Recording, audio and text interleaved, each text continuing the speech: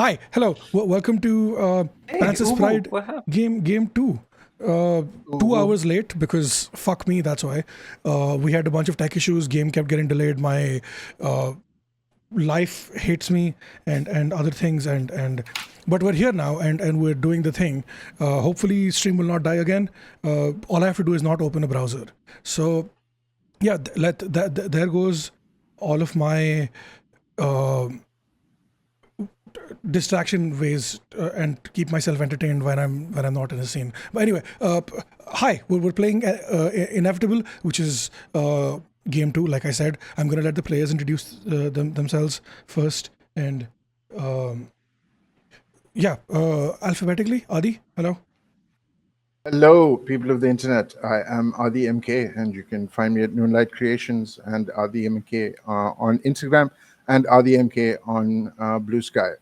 I am happy to be part of Pantsless Tables' extreme charitable sensibilities, and let's get on with it. PFLAG, look them up, donate, do all those good things.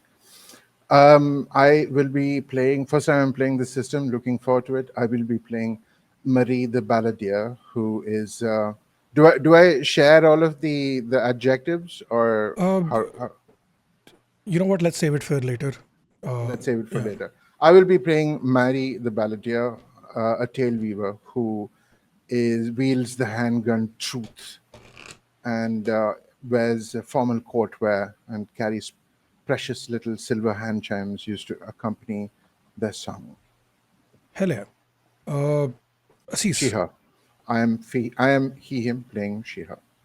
Sorry. No, that's important. Assis, tell us about you. Who are you playing? And Hi. My name is Assis. My pronouns are she, her. I exist on the internet as lesbianing. I exist in real life as a lesbian full of yearning. Um, and I am playing the baker Tarzan, whose pronouns are also she, her. hell yeah. Nano. Yeah, I am Nano. That is almost everything that you need to know about me. I exist in TTRPG spaces, but mostly Pantsless Tables Discord server. I will today be playing a character who I will struggle to pronounce the entire game, Unkra the Weeper, and I hope this will be fun.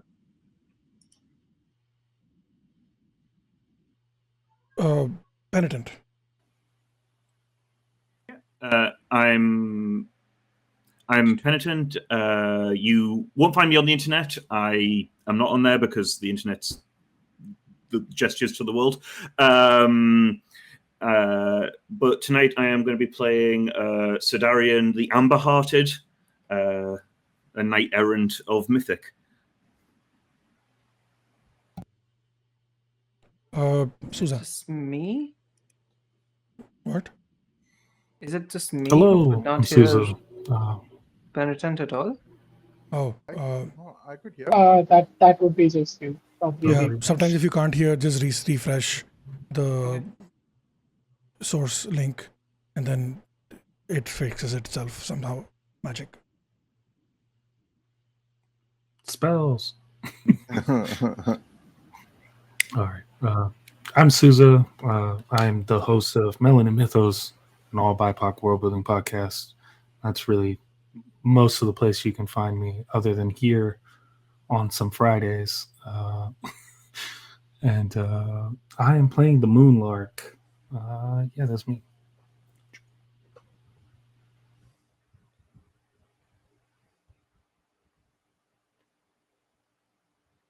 Shit. Yeah. Okay. I'm the one who's supposed to be talking, aren't I? Okay. So we're gonna before we start, really quick, couple of things. We're running a giveaway for this game 2. The people, our friends at Soul Muppet have been very kind and offered us copies of Inevitable as giveaways, PDFs. So exclamation giveaway in chat if you would like a copy of the game. It is a really cool system, a really cool vibe, and I'm very proud of the fact that I was able to get them to sponsor the thing. Anyway, so we also have a couple of game incentives that will pop up in a bit, but it's basically stuff like add an extra dice to the roll, summon a dragon with summon a romanceable dragon or a goblin with a fat ass, and other things. Just cool stuff to keep the game entertaining and the vibing. Yeah. Okay. So where do we begin? We begin in the beginning, right? In the beginning. Totally not stalling for time as I look up my notes, because who does that? He has notes. I literally only have notes for like the first not even monologue, the first 3 lines, literally. Okay, so what do you think of when I say sand? Is it gentle waves crashing against a shiny beach? Maybe you think of building a giant sandcastle with your family watching. Or is it the rhythmic sound of horse hooves muffled against the desert dunes as you make your way across a desolated land? A land with no life. It's probably the second one, right? It is the second one. Who goes to a beach anymore? It's child's play, the things for kids and stuff. I don't know what kids do. I haven't been a child in a very long time. Anyway, I will move us to where we're supposed to be. Hot desert heat, sunlight reflecting off of your armor, sweat stains in places you didn't think you would have sweat or stains. Just horrible vibes that do not vibe at all. You've been traveling from the city of myth to one of the okay. We just got a donation, sorry. The next NPC should be named Trip LH, a sad cowboy with live geese for arms. What the fuck is that? How the fuck do I do live geese? Mike. Okay, you know what? Fine. Fuck you. Fine. Okay. So here's the thing. You have been traveling across the city of myth, across this desert for 3, 4, 5? No, it's definitely 4, right? No, it's probably 5. It's been a while. You don't what is time, right? Who does time in a place like this? What even does yeah, so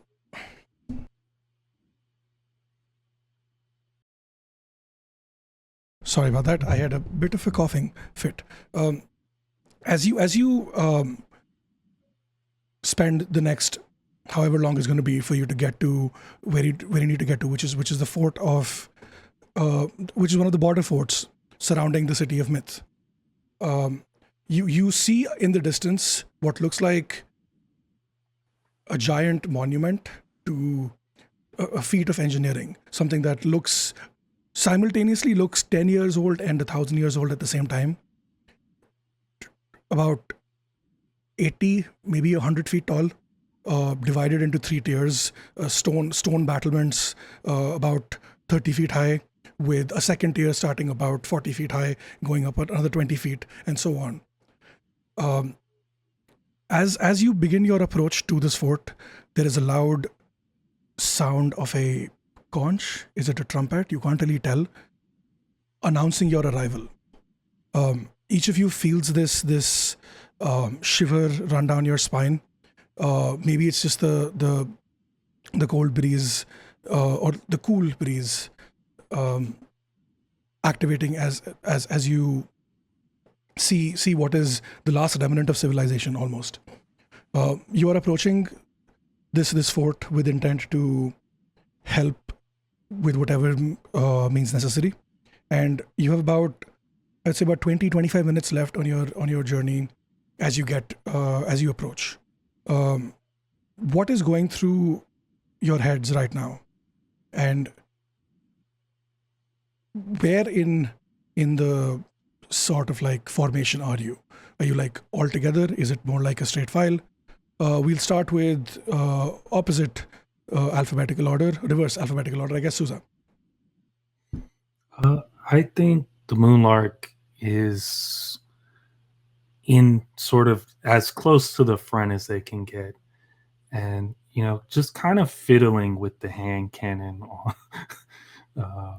and it's just moving in this direction, and sort of in their mind they're thinking, just get here and figure out what's happening and do what I need to do, to keep progressing to get to eventually vengeance. Yeah, That makes sense. That makes complete sense. Penitent. Yeah. Sidarian is probably just behind the Moonlark. Is kind of like, their eyes are really twitchy. They're looking around pretty much constantly. They are not super comfortable yet in not wearing sort of full plate mail. They're just wearing a sort of traveling cloak, and sort of like a shirt and trousers. They're kind of like, their hand is on, keeps unintentionally going to the hilt of their sword. So they're quite nervous because they feel really unprotected, not in their armor currently.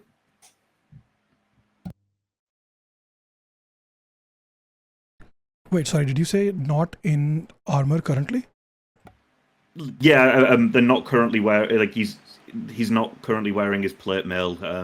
He's because it's too hot, and while they're traveling, he's taken it off and sort of stored it on the back of his horse. So he's not wearing his sort of normal armor. Okay, that makes sense. And where would you be in like the formation for the in the file for in your procession? Yeah, sorry. I think probably I would be sort of, I think, second if the Moonlark's taken sort of the head of the thing. I think I feel an expectation to go in the front, but when the Moonlark kind of made a move to go first, Sidarian was quite happy to sort of not be the one in charge to a degree, or at least not in the front. He doesn't feel ready to lead this mission. Okay, makes sense. Nano. Oh, yeah. I was muted. Good thing I checked. Angad, the Vapor is distant, even while marching in the formation, while but standing with their brethren. Mentally, they look distant. They have one hand on their spear, all of their armor still on, sweating like anything, eyes constantly getting clogged, just having a handkerchief which is already like soaking wet, constantly trying to wipe their eyes so that they can look around and be on the lookout for anything which would be dangerous. But they're also absent minded and constantly keep tripping over things that they don't notice. They're just marching on like a headless zombie right now. Looks like the next invention the wizards need to make is a pair of glasses or something, right? Spectacles. I mean, I think You'll be that surprised how ineffective they are against sweat. fair enough. Yeah, I mean, I do wear glasses, but yeah, it's been fair. Okay, Assis. Sorry, can you repeat the question? So basically, we're on approach to the fort. They have announced your arrival, and I'm just trying to get a better understanding of like what the vibe is, what Dazan is going through right now, and where they are in like formation in the file. Right. Razan's definitely going to be towards the front. Like, not leading, but near the front. Okay. And she is she's determined. Like she's kind of just focused. She's not really thinking much. She's just her thoughts are basically just about beating the shit out of the cannibals. And Which fair enough, as one should. Guy's a bit of a shithead, like we've established that. Adi. I think Marie the Balladeer would be towards the rear of the formation, not the last, but the second last. And she is, through her fingerless gloves, she's kind of like nibbling on her the thumbnail as she eyes kind of dart around, and the other hand is on her holster. She has what would essentially be a workman's very practical pants and an overcoat kind of situation with suspenders, and she has the leather overcoat on top of that, which has a little bit of mail in the middle, so it's heavy. But she's a scout, and she has a rather short hat on as well. The holster is long. It's a long pistol rifle, truth. It has its own little scout, and that will come into later. She is not sure if there's too much that's going on. Really have to get handle on things. Yeah. No. Okay. Yeah. And she would kind of go into the the shadow of one of the larger figures, like someone who she may have been on the field with before, depending on the mood, like who would be just like most like yeah, get behind me. So whoever that would be, like Mary would be right behind. Okay. I think that would probably be me, be the most willing to, most like at least told people to be like, if things go wrong, to get behind me. She'll give you that nod she's given you before, and then just step in behind, just walking forward. Her whole movement is jerky. Okay. So as you approach this fort, you see like the entire battlement that surrounds it. All of it seems like a giant bridge that leads to the fort with a moat around it on like three sides, and one side is like nestled into a mountain, which is the closer side of where you should have approached from, but there's no path that takes you there. On the bridge, there's like wooden spikes attached to each to make the bridge even narrower, and you can barely pass through with your horses, and like while riding, you feel the spike catch against your clothes, but it doesn't really because magic. It goes through and it doesn't really affect your equipment. But it looks like this fort is preparing and has been preparing for war for a while. As you get to the gates, you see two young soldiers guarding it. One of them looks like barely old enough to even grow a beard, and is shaking in their boots as they see you approach. You notice this person looks different than what you are accustomed to soldiers seeing, other soldiers. I mean, sure, not just the beard thing, but like he's wearing a cowboy hat, and instead of arms, he has geese on it that are flapping about and honking. And Sorry, what? Yeah. Mike redeemed a thing which said the next NPC should be. No, don't bring the real world into this. I'm sorry, what? Yeah. So this kid has geese for arms, like live geese with feathers and a beak.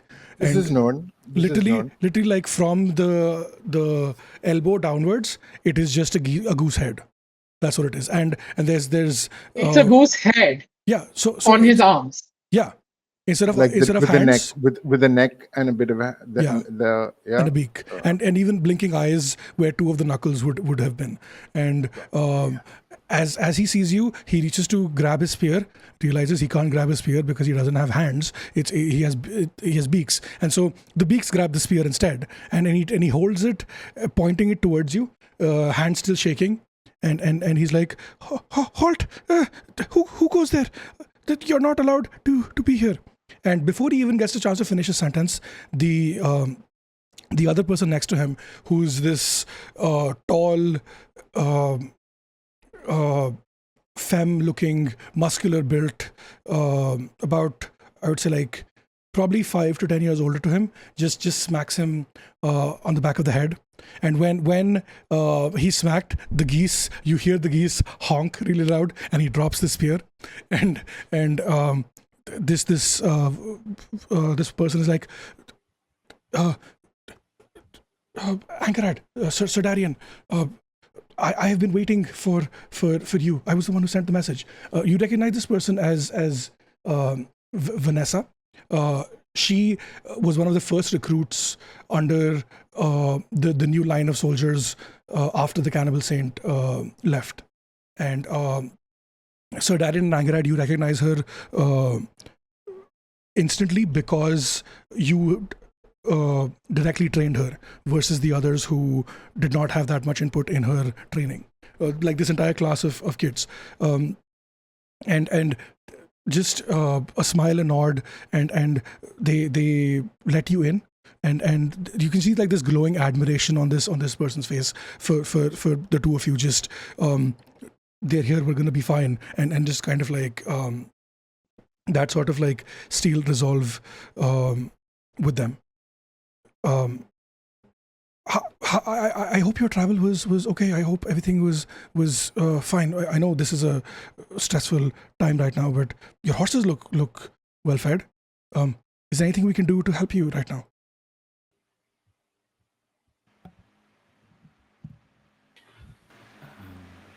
Any updates? Any updates at all? Huh? What? And she notices you from behind Sir Darian and jumps behind almost like she didn't spot you earlier. Oh, sorry, I didn't see you there. Updates? They don't really tell us much. We're just told to stand here and guard.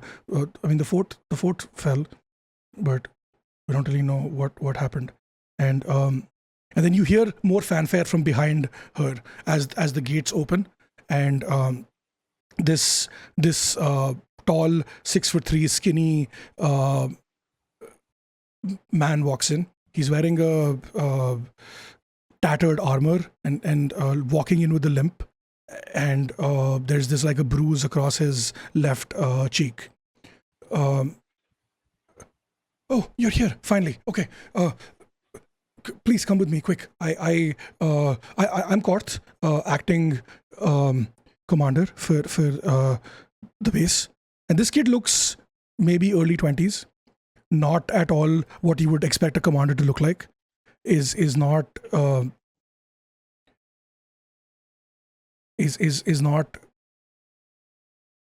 general material in your expectation of what a general should be or should look like. He ushers you in and just I'm gonna I want to like step forward before he starts like moving. And I'm just going to look at him. So you're a general commander. Then I look at Vanessa, like, and she is just a soldier. And who is this? And I point to the kid with the goose hands. Oh, right. So, I am Korth. I was second in command to Sir Catherine. And this is Vanessa. She should be the next in command after me, but bureaucracy and politics and all that shit. And this over here is Trip LH. Oh my god, I just got I, oh no. okay, all my cards on the table. I was just baiting you into saying the name. I just got that. Oh my god, yes. This is Triple H. He is our newest recruit. Just joined 2 weeks ago. Well, not joined, but was conscripted 2 weeks ago. And he has goose hands, so we call him Trip Goose Hands H when we can. I feel like you're being very blasé about the fact that he has goose hands. Listen, you spend some time here in the Badlands, you see all sort of things. There's goose hands, there's beaver hands, there's dog legs, there are bird wings. There's a bunch of weird shit that happens here, right? We've learned not to question it. The goose hands are going to fall off in a week, and his arms are going to regrow back. It's not that big of a deal. It happens all the time. It's weird, and we've learned to not question it. It's just another byproduct of living in a world where the cannibal saint could be our next king. So, yeah. That does not sound like it would be a pleasant time at all, yeah? Oh, definitely not. This is a horrible, horrible world that you have. I feel like your adventures are probably worse than this, right? Like this is. Doesn't this feel very easy? And you realize that in your adventures, you have mostly been sent to do diplomatic shit, not actual fighting shit. And right now, you were sent. This is the first time you've actually been sent on a fighting shit mission, and this is not what you were expecting at all. Marie is just like knowing this, just shooting all of the people here, just like, the fuck are we doing here? Kind of looks with her eyes. And then Cort just looks at you blankly with like, just scratches the back of his head. Right. So come with me. I have stuff to show you. As you walk in the fort, the first thing that hits you is the smell. It is the stench of rotting corpses, of dead bodies, and this is the stench of the undead, not just the dead, which is a very distinct, different smell from stench of the dead. How it's different is completely up to your imagination. You can imagine what the undead smell like. And the first thing you see is these two giant ass cannons. And when I say giant ass, I mean like they are cannons, like ballista, mortar cannons, like 80 fucking feet tall, about 30 feet 20 feet in diameter, and they just go up like beyond the height of what the fort is. Behind the cannons, you hear this grinding noise and this little bone crushing noise as Korth walks you through.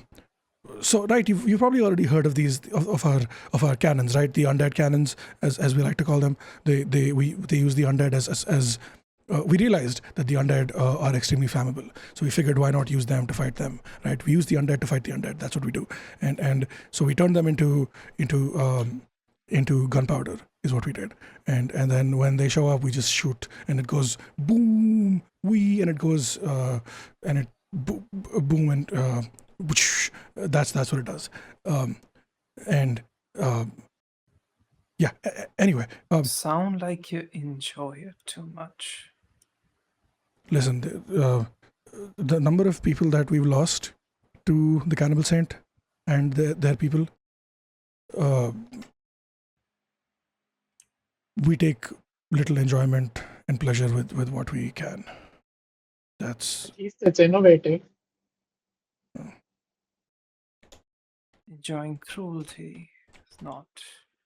I mean, is it cruel Never if it's mind. undead? They're not really like living anymore. Another They're not. just completely zoned out, goes back to trying to imagine what the goose hands would actually taste like. Oh my god.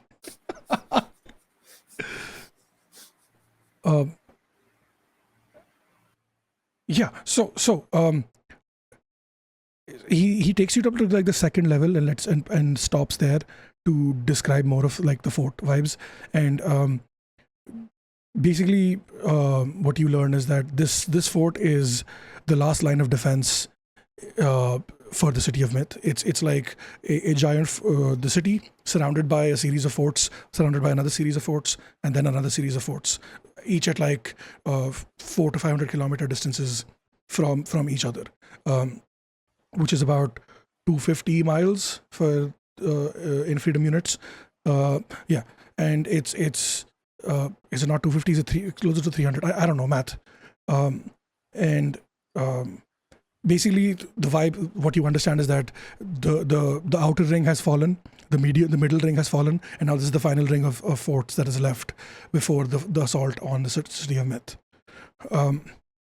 Korth takes you up to the top of the tower, where you walk into this room with a giant table in the middle, surrounded by you hear this loud creaking of chairs as everyone stands up. And nobody in this room is older than 25.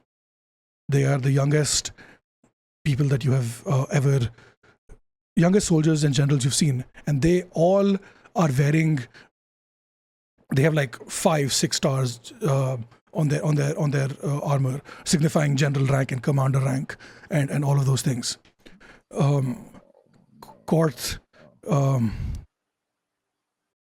walks you up to the table where you see like a giant map of the entire region, which includes where you are and other locations. And he's like, right, would you like any refreshments or anything before we get started? I don't think there is much more time to waste at this point. Let's get it over with. Yeah, Okay. I think Sidarian kind of pretty much ignores Korth and just walks to the like middle of the table. Have they got like a map or anything laid out or anything like that? Yep, there's a map in the center that Yeah. has like the entire region splayed out. Yeah. Mm-hmm. Do you have any Start mint? scrutinizing that. You go, please. Sorry. Oh boy. Sorry. Melt. Let's do Nano first. You were saying something? No, I was just saying, do you have any mint tea? Mint tea. He looks at the others. They share a glance, and Oh, never mind. then. maybe I need some time to recover. I do have some left in my belt. I shall make some now. It's okay. I'm used to getting disappointed. Trust me, we all are. And Sir Darian, you were saying something? I was just saying that I start scrutinizing the map. Yeah, Okay. So the Marie is making some good tea, green tea that she has. okay. So the map basically tells the same thing that I just described about like the ring of forts. And it shows like a bunch of forts crossed out in red pen and other things. And they also show like one fort in the distance that with a question mark where they haven't heard anything from it in a while. Yeah. Okay. So Korth immediately starts rambling. He goes off on a tangent about life and shit and other things, and how it's very difficult to find resources and stuff these days. And then he comes back after a while to the point, which is right. So we asked for help from you because the Fort Creek has fallen, and Fort Creek on the map is like the next fort in the ring, like closest to this one. Fort Creek has fallen. Sir Catherine the Tall was slain by the giant government. He laid siege. He laid siege on the fort, challenged her to a one-on-one battle. We begged her not to do it, but she she said that it would give us enough time to escape, and it did. And she did not make it, unfortunately. And Sir Catherine was the commander of the fort, and now that she's gone, it's fallen to me to be responsible for what's left. And I don't know what I'm doing, and we need help. Do you have a weapon? I have, sorry? Do you have a weapon? Yes. Then wield it. And Let's okay. march up there and But kill the guy. certainly, there are other ways to go about this. No, I mean, there is maybe something that could be done before they encounter our front lines. I mean, I agree. We need to prepare. yeah, you don't just wait for a glorious death. Oh, that is not how this goes. Oh no, I have no intention of waiting. I think we grab our weapons, we march there, and we show. I'm sorry, what was the name? I am The Mary. giant government, yes. We showed the giant government what you get for, messing with. Well, Well, so the thing is, the giant isn't there anymore, which is kind of what I was bringing to you to the point of the giant. After he took out Sir Catherine, he kind of took her body and kind of fucked off with it, and we don't know where. The fort is now under command of where? I keep forgetting this name. Raj, his brother, John something. It's Rangvid the Decrepit is who is taken over. who? Rangvid, Rangvid. The Decrepit is who has taken over the fort. He's the one who basically enticed government, saying, you can get your fill of whoever you want if you help me take over the fort. Because the giant does not care about politics. He just cares about food. Anyway, so we need your help with some things, and I was hoping that we could figure it out together. And so basically what we need is, and halfway through his sentence, you hear another loud conch go off and a trumpet. It sounds different this time. Maybe it's because you're closer, or maybe it's something else. And immediately, like, Cort straightens up, eyes wide. His hands are gripping the chair closest to him, and his knuckles are white because of the force that he's putting on the chair. Shit. Fuck. Okay. Help. And this soldier comes running in, breathing heavily. It's a horde. It's an undead horde attacking, or on their way here. We should help. Yeah. So that's basically what's happening. You've been in the middle of conversation. The fort is under attack from a horde, and as you rush, I'm assuming you rush to the edge of the fort, to the battlements, to see what's up. And in the distance, on the horizon where the sun is setting, so coming in from the west, you see what looks like 10, 20. No, it's closer to 50. Probably 100 undead on their way to the fort.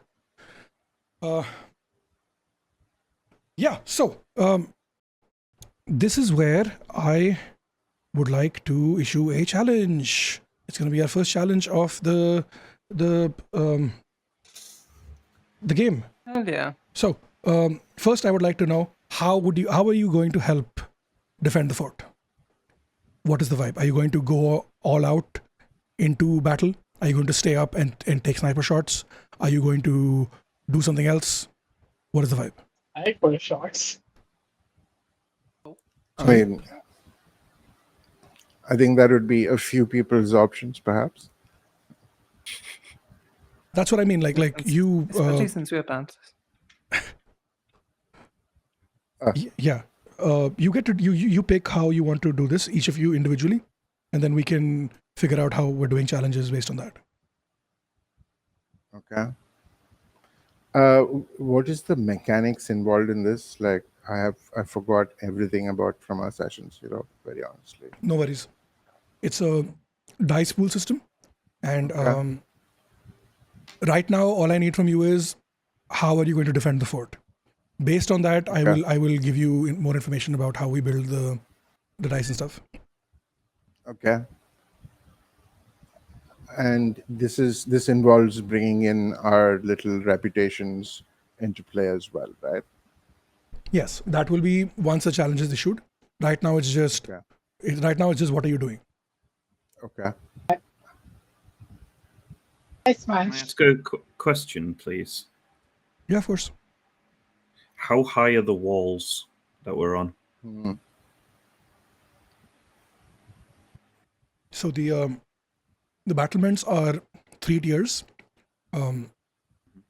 80 feet, 40 feet, 80 feet, and 120 feet. 3 different tiers of. So you're at the top.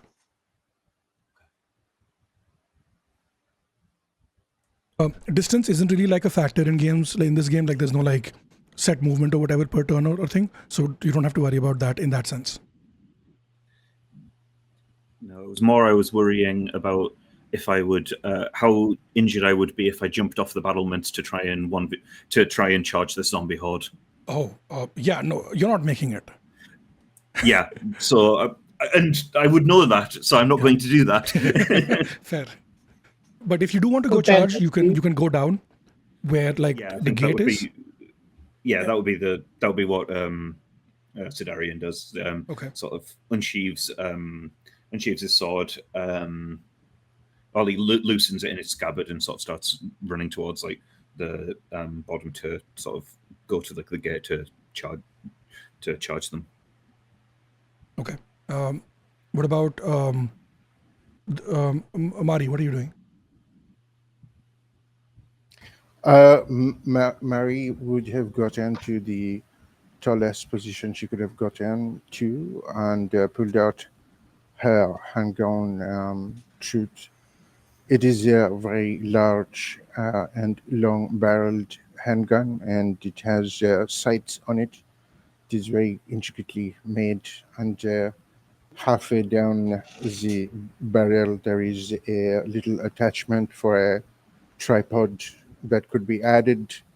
But essentially, she has pulled out this long pistol, has it across her forearm, and is looking through the sight at these approaching zombie horde. And she's trying to recall as much as she can about the members present, what is known about them, threats, vulnerabilities, things like that, because she is, knowledgeable that way. That is the plan, of course. Okay, yeah, that makes sense. Moonluck, what are you doing? I'm gonna follow Sir Darian and kind of stand not as close, like charging into them, but kind of like stand closer to the gate to just provide cover with my comet. Yeah, sounds good. Dazan, were you also planning on going out, right? Oh yeah, Zan is definitely going out, and he's gonna step slightly ahead of Sir Darian and just, see, we haven't described our characters. I know. This is the moment. The challenge is the moment. Okay, cool. Anyway, she has this big ass warhammer that she's been like kind of just dragging behind, and she's gonna kind of get ahead and just kind of heft it up and just. Hell yeah. And last but not the least, Angarad, what are you doing? Really thinks that fighting head on a horde is possibly not the brightest idea. They're gonna stand unsettling calm, just observe what is happening, and if there's like any sort of like natural um, or like structural exploits that they can use to turn all of these things into, well, tenderized meat. Okay, so I'm gonna say for this purposes, you are standing next to Marie, so you're like in proximity to each other. Yeah. Yeah, sure. 1 second.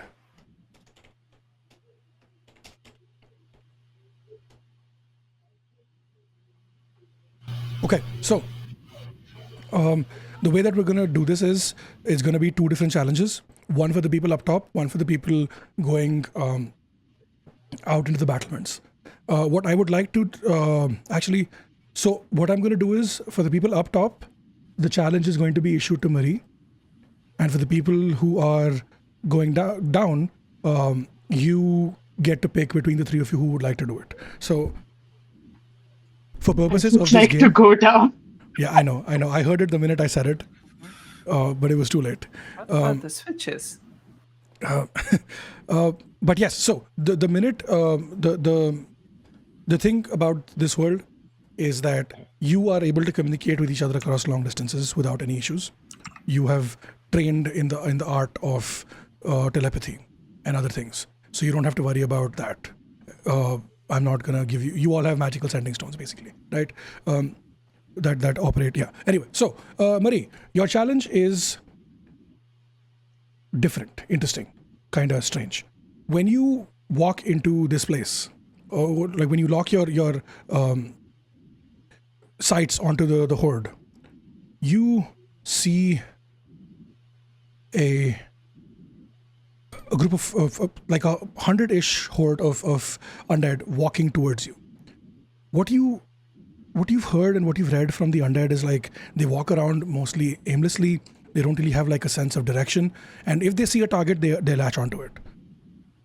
Okay. However, right now these undead are too far away from the fort to have spotted the fort to latch onto it. Regardless of that, they still seem to be walking in a straight line towards the fort, like they're Man. right, like they are focused on it. What you also notice as you're scanning the undead, because right now you can see them through your scope, but they are a little too far away to actually get a decent hit in. So the best option would be to like wait for at least another few more minutes for them to get at least a couple 100 feet closer. I would we have the sending stone things, right? Yeah. Like allowing us to communicate. I Yeah. would rattle off everything that I see as I spot it. Okay, smart. What you notice also as they get a little bit more closer is that not all of these undead look the same. There are about 5 of them who distinctly are walking differently from the others. Where the undead walk mostly like soft steps, just 1 foot after the other. These ones are more measured and they're more rhythmic, more in tandem with the other 4 different ones, and all they all seem to be. They also look very different. You can't tell from this distance why they look different, but something feels off about them, and there's something that just feels like there is some sort of something that can be gleaned from these specific people. Okay. So your challenge is not to shoot all of them, because you're a skilled markswoman. You know how to wield a weapon. You've shot an ant from 4 kilometers away or whatever the fuck else, right?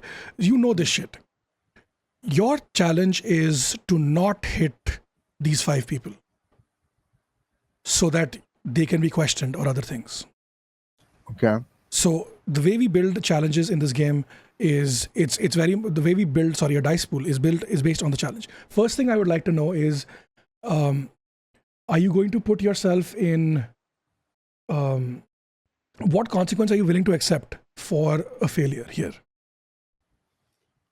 I am, well, depending on what the plus is, but if I were to get enough information about these individuals that I could possibly assess the people on the ground, I'd be willing to get spotted for chance. Okay. So that's a pretty And this is big shit for me because I'm craven as fuck. yeah. I do not want to be here, right? This is not the Valid. my God.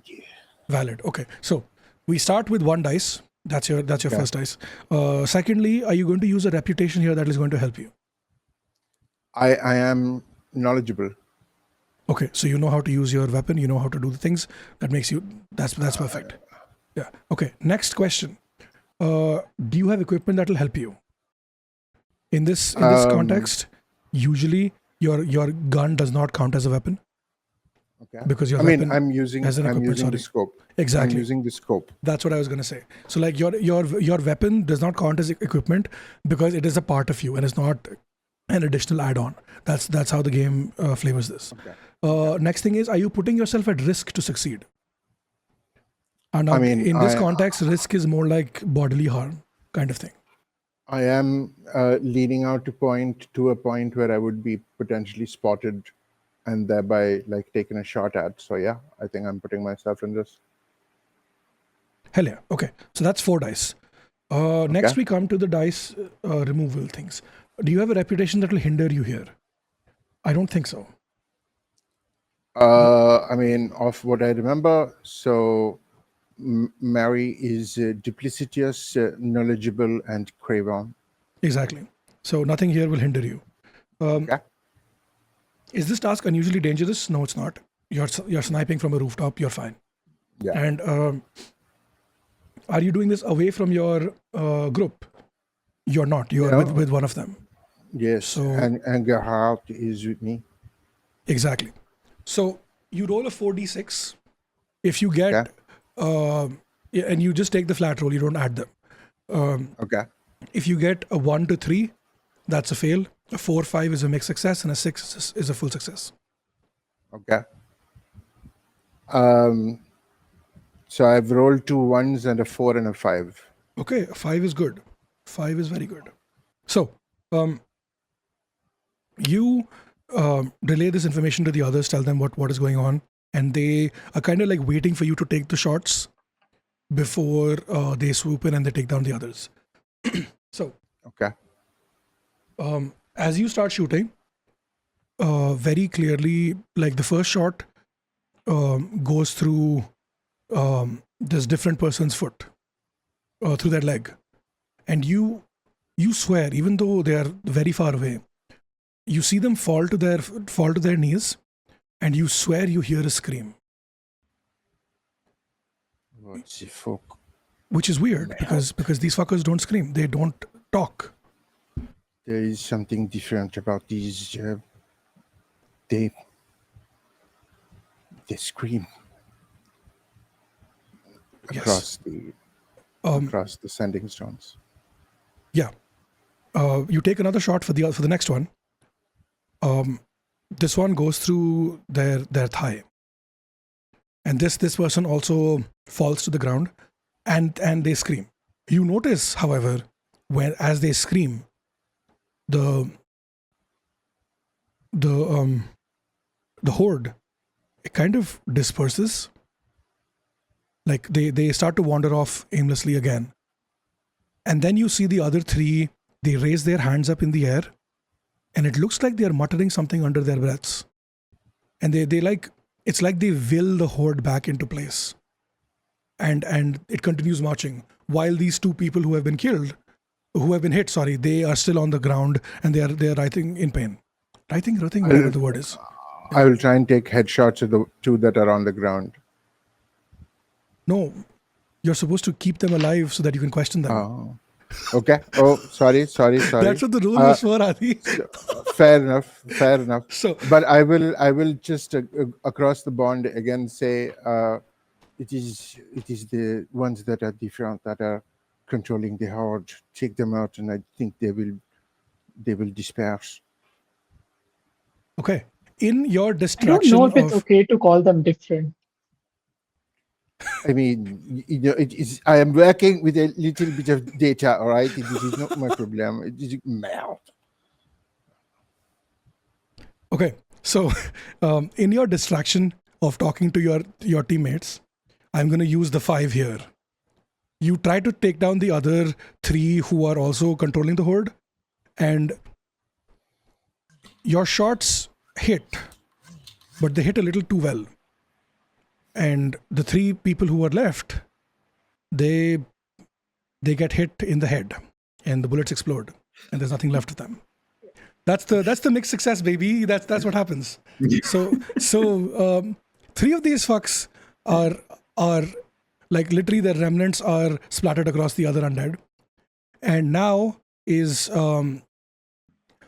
at this point the other 2 have gotten up and they are walking back into the middle of the horde, and now is when we issue our second challenge to the people on the ground. You have been told. I'm sorry. I'm not sorry.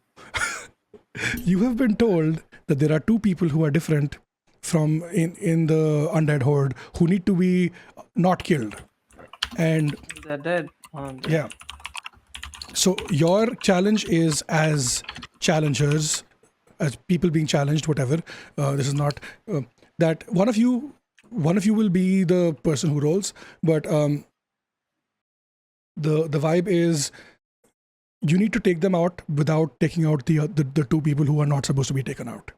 That's the challenge, right? So which one of you would like to take up this challenge?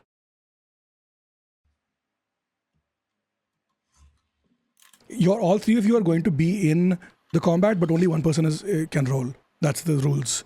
So who are we thinking? To all 3? We could do all 3. No. Who all 3? Oh, It's 2 people down, right? yeah. And No, like 3 people are besides.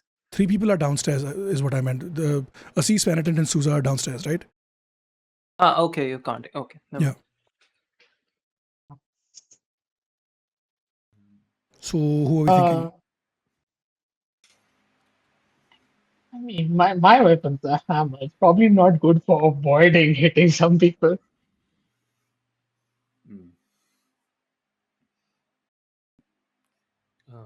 I was I mean, hoping to do like offer support, and I have like a hand cannon, so I was like towards the back, just trying to cover. So Yeah, this is probably the swordsman's job. Okay, I was going to say this. I think this is me. Yep. Process of elimination we have reached at Sir Darian. Absolutely. Cool. Okay, let's build your pool. You start with 1. Yeah. Yep. Are you going to use a reputation here? I don't think I am at the moment. Okay. Do you have equipment that will help you? In this context, yeah. the equipment is going to be the help from Marie. The information is the equipment. That's how we're playing Are you this. saying women are tools?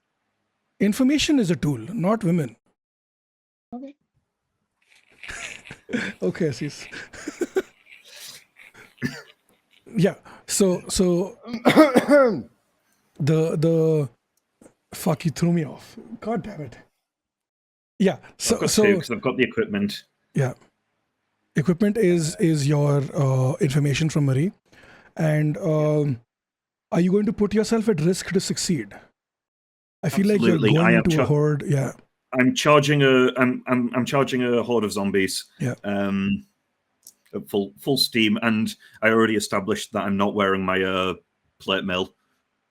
Fair enough. So that's 3d6. Do you have a reputation that can hinder you here? My reputations are ill-fated, valiant, and insolent. So I feel like ill-fated possibly could hinder me at this moment in time. Yeah, definitely. Could I persuade you that Valiant helps here? Oh yeah, I could. I'm just not choosing to use it because we only get to use them once a Yeah. session. Oh, I forgot about that. So full disclosure, you probably won't have another option to use it. because it's a one shot, I'll right? pull. Yeah, I'm valiant then. Absolutely, Yeah, I'm cool. charging in. So you're back at 3 because it's supposed to be 4, but you lose 1, and then you gain 1, so it balances out. So 3. Yes. And is this task unusually dangerous? Not for you. In your regular state, it's not dangerous. You are putting yourself in danger because of situations, but generally, it's not a dangerous task. And are you doing this alone? This is not the first time I've killed a horde of zombies on my own. Exactly. That's the thing. I've done this before. Yeah. And you're not doing this alone because you've got backup. So that's 3d6. Yes. Okay. That is a 2, a 1, and a 2. Oh, fuck me. I was literally just going to ask, like, does help work in this system? Where, like, I could communicate the position since I'm observing from afar. There is no help per se, but what I can do is, based on how this plays out, I might issue another challenge for one of the others to help. That will be the help, not an extra dice. Because like while these people are trying to fight it, I'm also like while doing my own observations, communicating the position of whatever to these people, trying to help out. Yeah. I think that's the way we'll play it. So, Sir Darian, would you like to describe how you spectacularly fail at this, or should I? I'm happy to do it a bit together if you would like. I think that this is I go into a bit of a like the red mist descends, and I know I'm trying to cut a path through to the two ones who are in control, but instead I just start like hacking and slashing. These things are an abomination, and they are going to hurt the people of Myth. And it is my duty to protect the people of Myth, and so I'm just killing everything trying to dismember everything I can see, and I completely lose track of the mission. That's perfect, and that is where your ill-fated reputation comes into play, where because of the excitement of getting on your horse and rushing quickly, you forgot to saddle yourself up properly, and as you lean forward to take a swipe at one of these fuckers, you slip and you fall. And Angerad, you see this. You can see this happen from a mile away. It's almost like you see it happen before it does. And would you like to take up the challenge to try to help Sir Darian, or would any of the others like to do this? I think Nano, you called it, so I'll give it to you. Okay. Yeah. So how does this work? The way we'll do the challenge here is, it is, you're not in the fight. You're not like fighting. You're mostly observing, taking notes. So this is more of you trying to guide the others to where Sir Darian is exactly, so that they can rescue them. Okay. That's how we'll do this. I think that's the smart way to do this. Okay, so sure. You start with 1d6.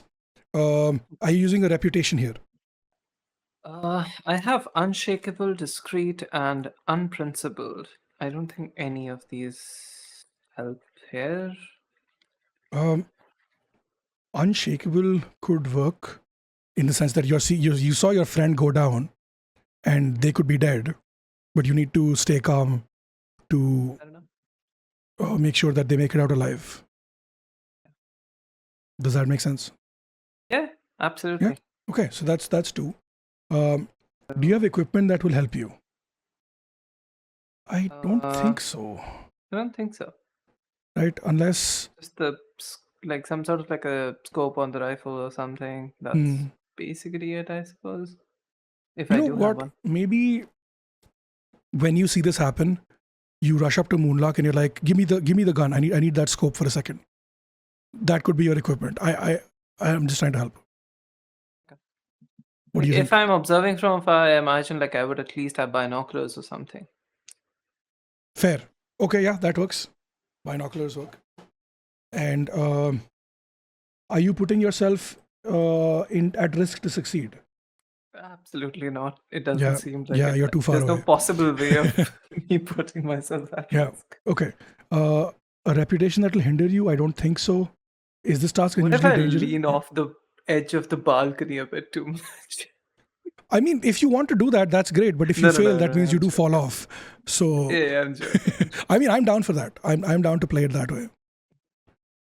If that's what Right, you right. want, I'll give you the No, extra no, D6. I don't care. I'm just like trying to help out in any way that I can, but like not. I don't think there's like leaning off a balcony would put me at that much harm just by observing. Fair. Yeah. Okay. This task Okay, is not so it's- unusually dangerous. It's pretty normal, just reporting shit. And you're not doing this alone. So you have 3d6. I have 3d6. Okay.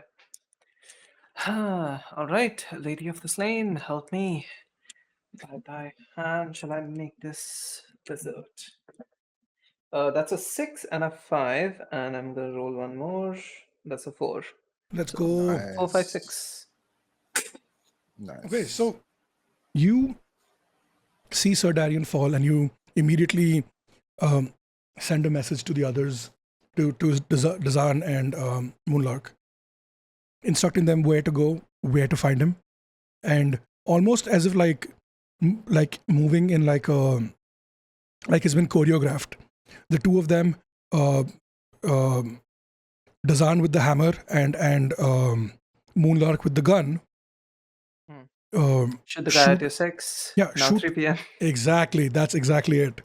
That's it. This guy goes out, and when there's another one about to attack, you just hear a loud thump as the hammer hits it in the head, and then Moonlark spins around Dazan to shoot them, and so on and so forth. As you make your way to Sir Darian, grab him and retreat while still shooting. In the meantime, Marie, from the top, you are taking headshots and just annihilating what's left of this horde. Between the five of you, you manage to drag these two different people in, and the others are taken quick. The other soldiers rush in to quickly take care of what's left of the horde. And so now you have two of these different people who are tied up.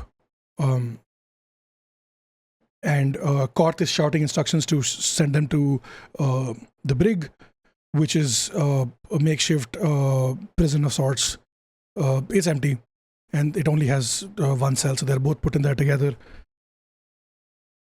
And as soon as everyone gets back from the thing, though, can I just go up to Sir Darian and just poke him in the chest? And could you please put on your goddamn armor? Yes, I am sorry, Murray. The speed of which the attack came, I didn't have time. You're right. So now you don't have an excuse. Put it on, go on. Yeah, I sigh and I start to. She's busying him on it. This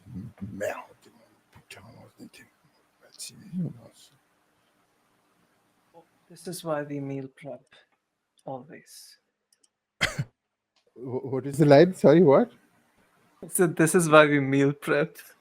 I don't oh my god, we should be eating the zombie. That is, Not without I fennel. wouldn't be against trying it. I always knew you were a freak. Oh, good lord. super freaky. I just wink. I just wink back. This is not the time. This is not the time. We have a lot more to be worried about. Yeah? We have two people who we can ask questions.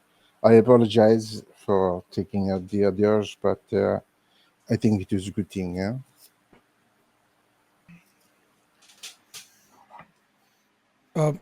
Right. So you have two of these people in prison. You can interrogate them if you'd like. If you want to do something else, that's also on the cards. Whatever you'd like to do.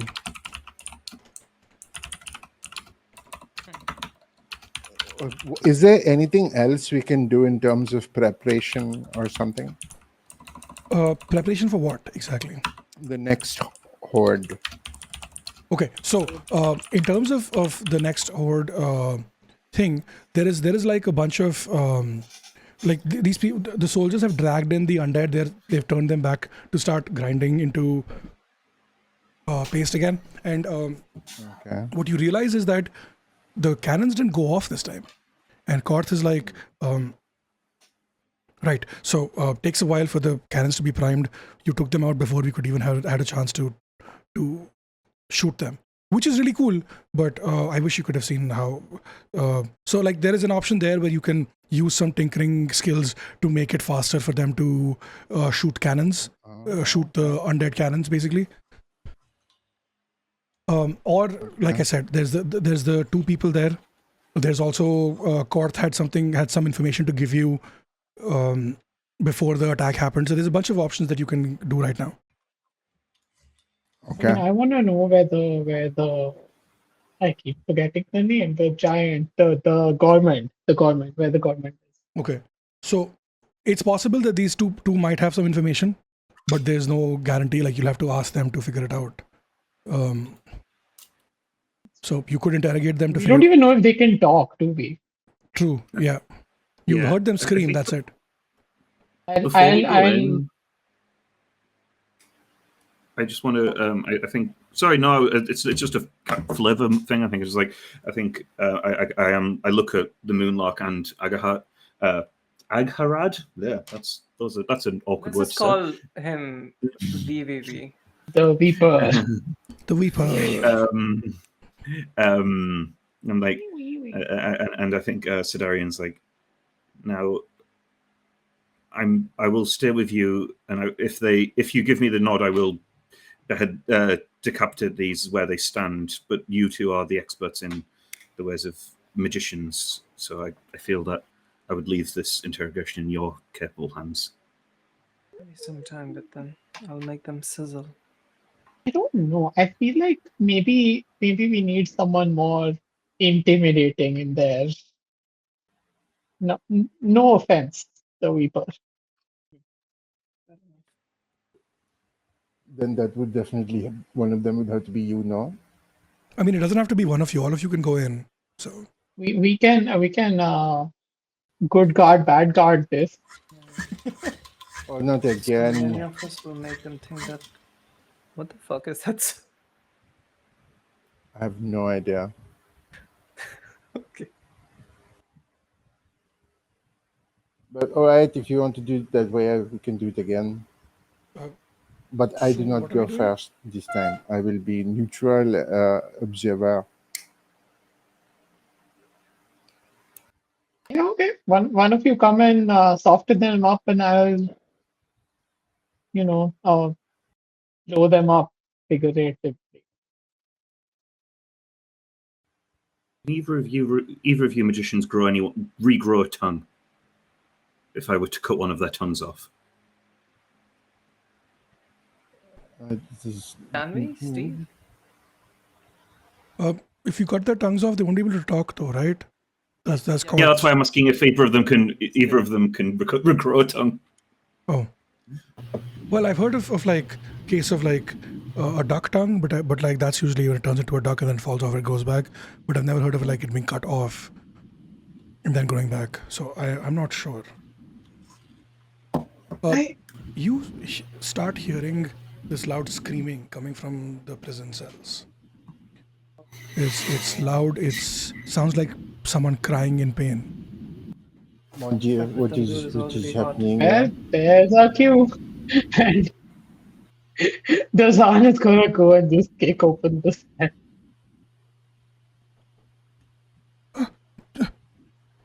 What's happening? Why am I in prison?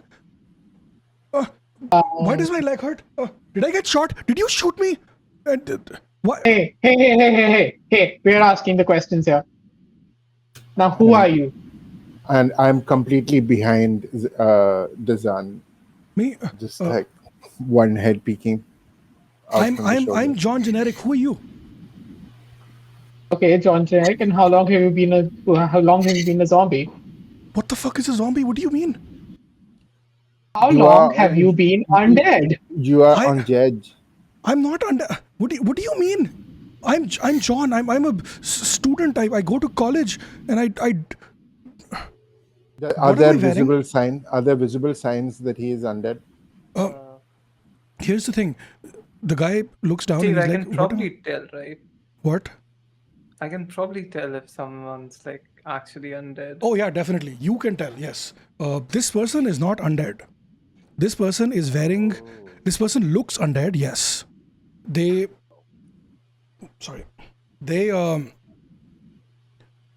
have. They are wearing leather armor that makes it look like they're undead. This is not leather from any animal that you have seen before. And the John Generic looks down at his hands. He's like, and he just screams, "What the fuck is this? Why am I? Where is this stuck to me? Is this? Am I? Did you glue this shit to my? What am I doing here? Can you let me go? Can you send me Is he home?" the guy with the goose hands? No, this is the prisoner. Okay. Wait, what's the other one doing? The other one is just silently rocking back and forth. Oh no, poor guy's traumatized. I'm just going to turn back to Marie being like, I don't know what's going on here, but I don't think this one's going to be of any help. And then I take my hammer and just point it to the other one, being like, Wait, you. don't put their brains out. Keep them where they are supposed to be. Huh? What do you mean just brains? threatening them. You. What's your name? The other one Yeah, the other one. looks up at you and looks at John Generic, and then slowly just grabs the wall and just gets up to their feet and is like, I don't know. I don't know what's happening. Where am I? And this looks like a young woman, early 20s, same like she's wearing the same kind of leather, and it's not wearing, it's literally glued onto their skin, or fused into their skin basically, and to make them look like they're undead. And same like with a mask, long hair, and just I want to go home. Why am I here? Do you want to handle this one or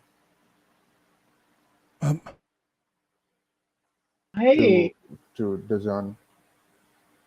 Hazan is going to like turn around really sharply and just walk until she's like level with Marie and be like, you said they were controlling them.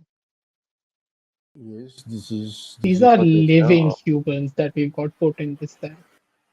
Indeed, it is certainly very distressing. I'm having no part in this. And she just walks off. As you You turn to don't walk leave me away, alone. as you turn to Yeah, walk I just away, walked off. you hear another voice come from the cell. It's coming from both of them together. It's like two people talking, but it's the same voice coming from both of them. Oh shit! And suddenly, the girl stands up straight, her arms at attention.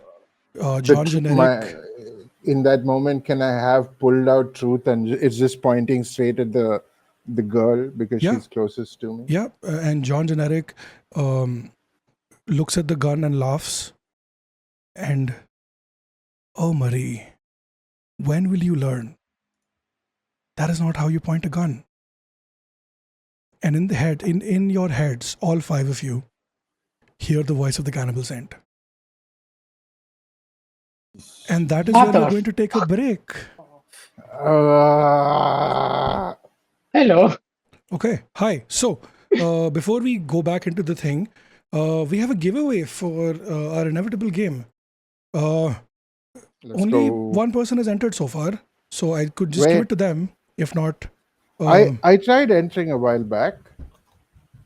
Fucker, you already have it.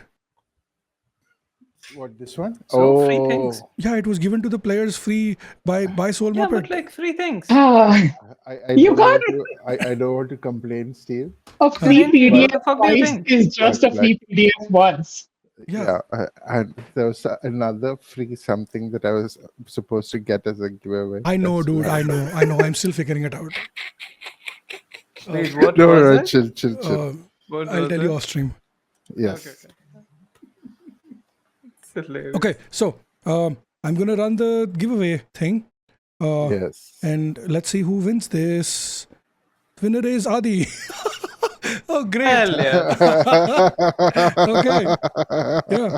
Now Adi turn wins the not giveaway to- for Let's go. the inevitable game. Let's fucking go. Nice.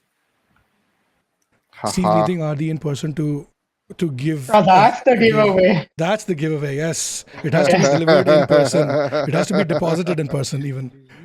Anyway, I'm Oh, gonna don't stop. say deposited. Now don't be teased and leave me alone after So that. there are no more giveaways right now. Next giveaway will be unlocked when we hit $500.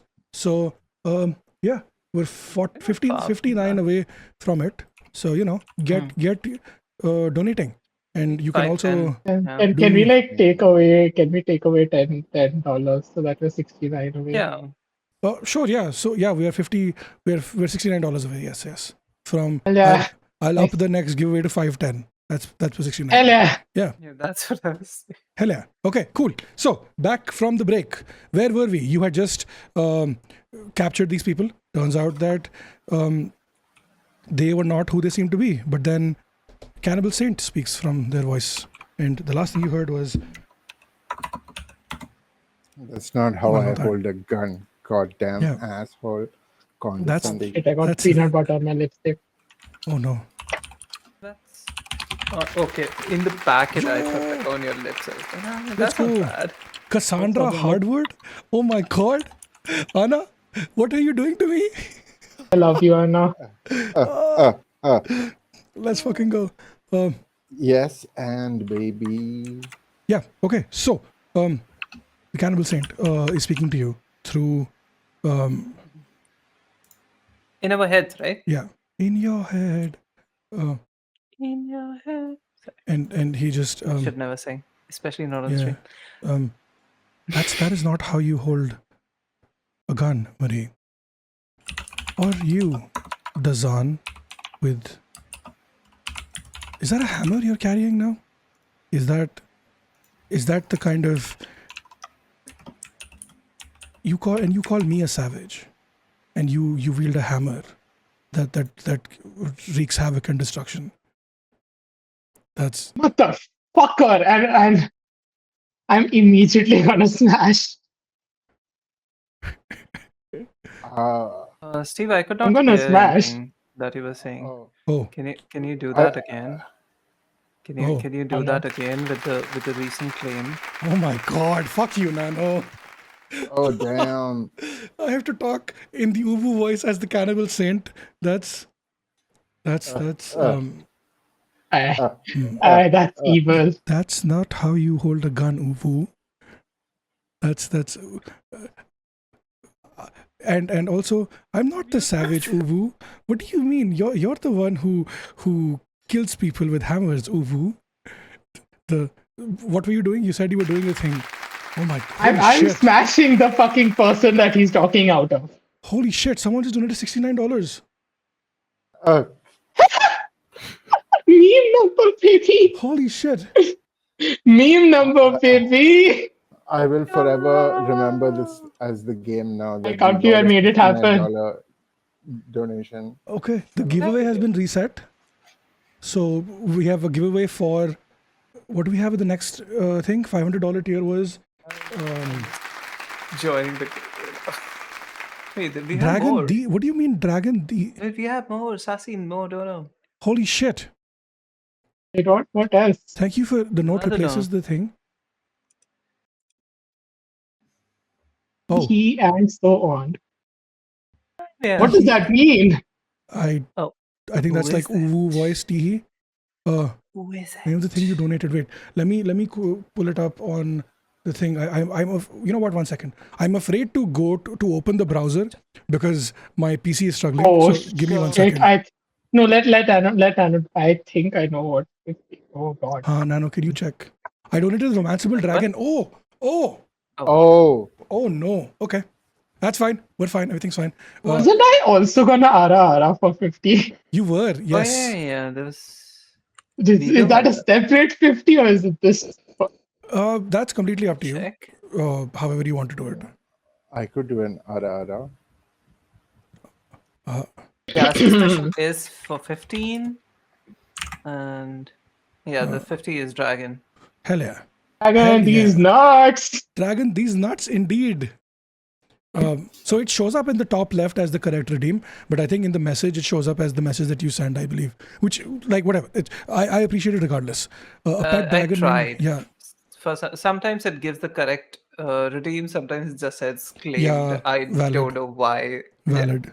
It's weird. The code is correct. Automated I shit don't is weird. Okay, so the Cannibal Saint is. What were you doing, Dazan? Sorry, you said that you're gonna smash him. I'm going to smash the person that he's talking out of. Yeah. Okay, so John Generic is smashed, Not generic. and the voice continues from the girl. Zan, as- don't smash think that this will one help. in. To be fair, while Devanish smashing one of them, my sword goes through the other one's face. Oh, Like, just What- decapitates chopping them. up these What was the point of having them here? We could have just done this outside and not. They have been perverted That by the fucker, saint. that Don't fucker think needs to chopping pay. up these vegetables They is gonna help. did not know what they were doing. They had no memory. Before we learned anything more, you dismissed them like we left your hours. What is? This is not how Said you heard him. I'm brutal.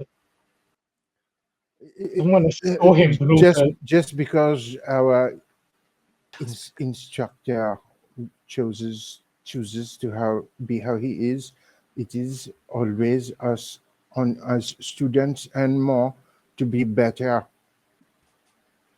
Let us not give him the pleasure of owning him or a view of us. I am projecting. I don't know. I don't know. All right. Yeah. Fuck off. All right. Fuck off. And she walks off. No, I walk off. I Fuck walk you. off first. Everyone walks I I walk walk first. off. We both walk off in different directions.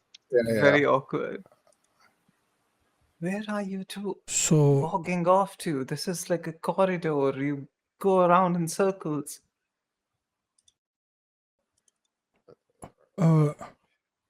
okay. So my monologue is useless.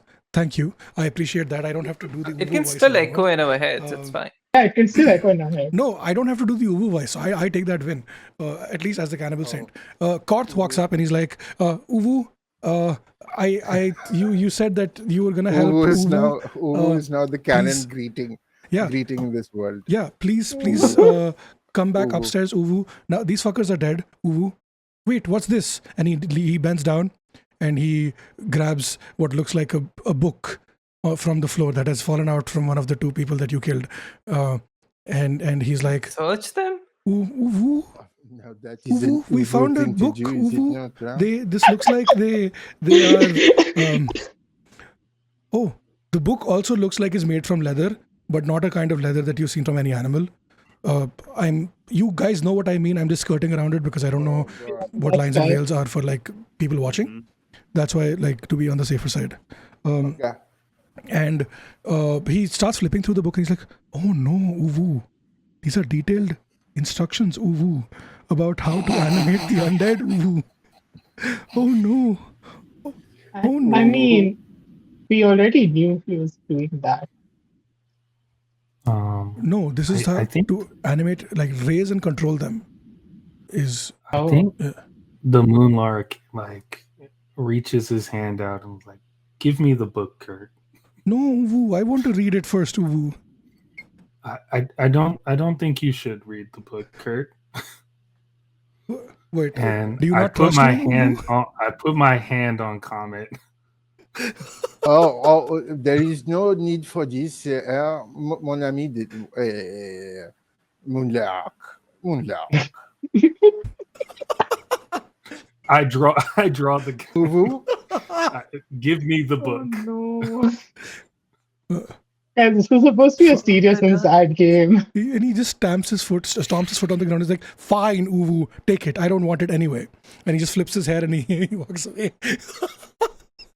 That's it. My 5 minutes are done. I'm not doing any more of that. At this point, we It's a have game about like absolutely- death and like sadness and inevitability. Yeah. Yes, such is the Ubu is transformative inevitable. power of Ubu. Yeah.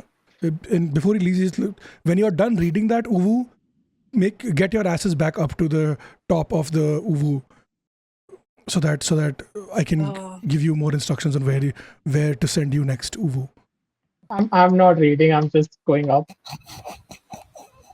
But if you do decide to read this, it has detailed instructions about how they've raised the undead, how they've managed to control them after raising them, and how they managed to make them work in their favor against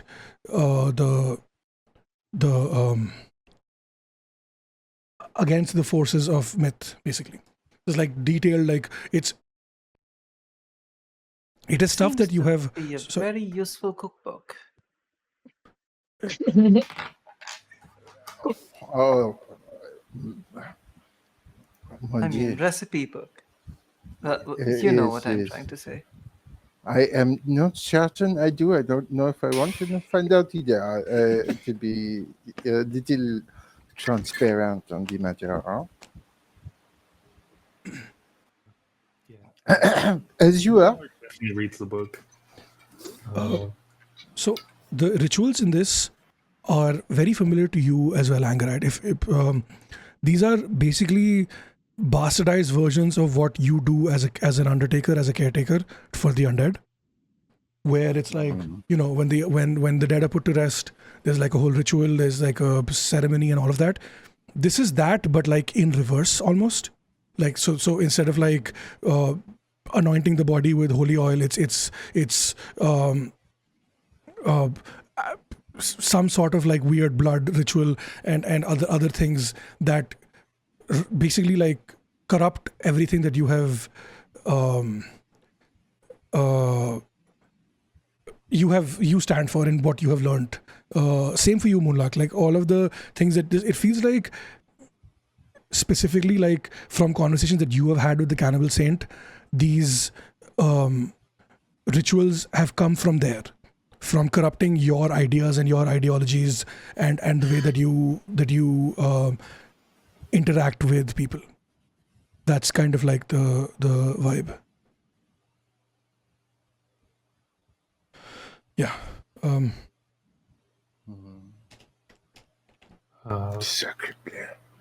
Yeah, I think the Moonlark makes his way upstairs, but it's kind of like we gotta go talk to Kurt again.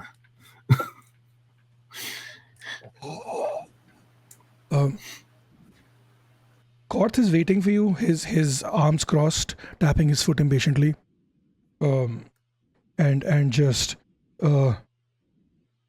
right. So now that you're done with your reading, how yeah, okay. So 3 things I need help with. We're gonna speed run this. So you can either help us take back Fort Creek, which is what we would like to do. The other option is we're currently dealing with a lot of with lack of weaponry and lack of information, and there is a wizard called the Muzzled who lives somewhere west of here in the far wastes, who used to design weaponry for us. But when the cannibal saint betrayed the king, he kind of left and he kind of fucked off, and he doesn't do that anymore.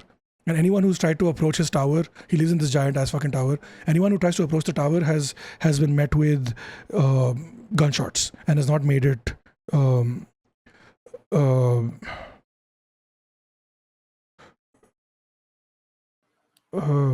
has not made it back. The other option is this place is surrounded by vultures from Off Guard, the Great Mourner. He has the ability to talk to animals, and specifically vultures, and he uses them as spies throughout the desert because they can travel long distances. No, not mourner, it's mourner, Mourner. So mourner, yes.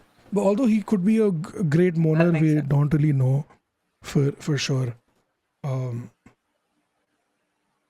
But the yeah, so he has been working with the Cannibal Saint. He tied up with the Cannibal Saint because the Cannibal Saint offered him fresh meat, or like freshly dead meat, sorry, for his vultures.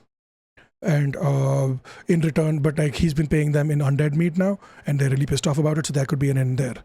So it's up to you. One of these 3 things we would like your help with. Ideally, we would like all 3, but like we know there's only like 5 of you.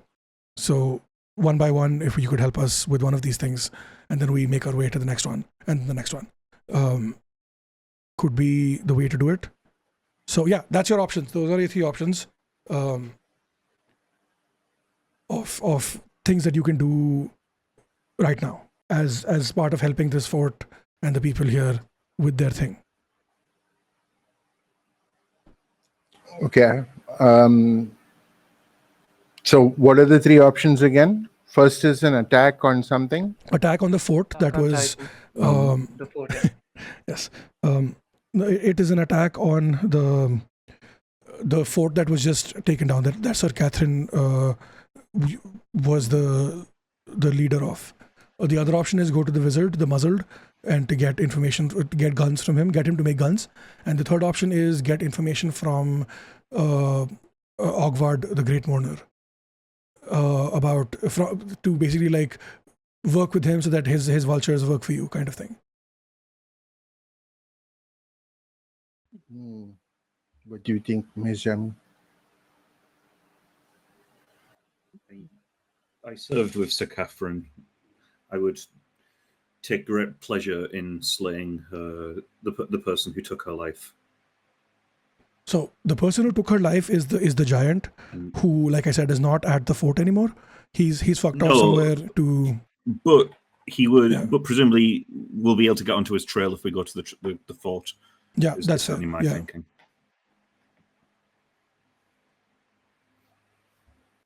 I mean, given that it is only the few of us, perhaps a strike team of secret and much impact is what we are supposed to be going for, perhaps. Sneak in and attack the head of the snake, as it were.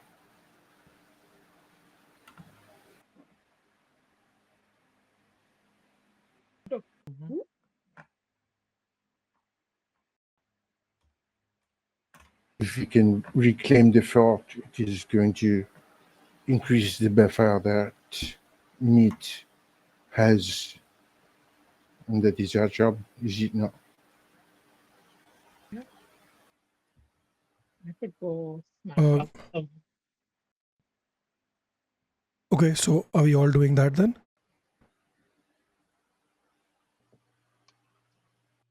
I mean, I put it to the table. Sounds like a dramatic way to go. Yeah.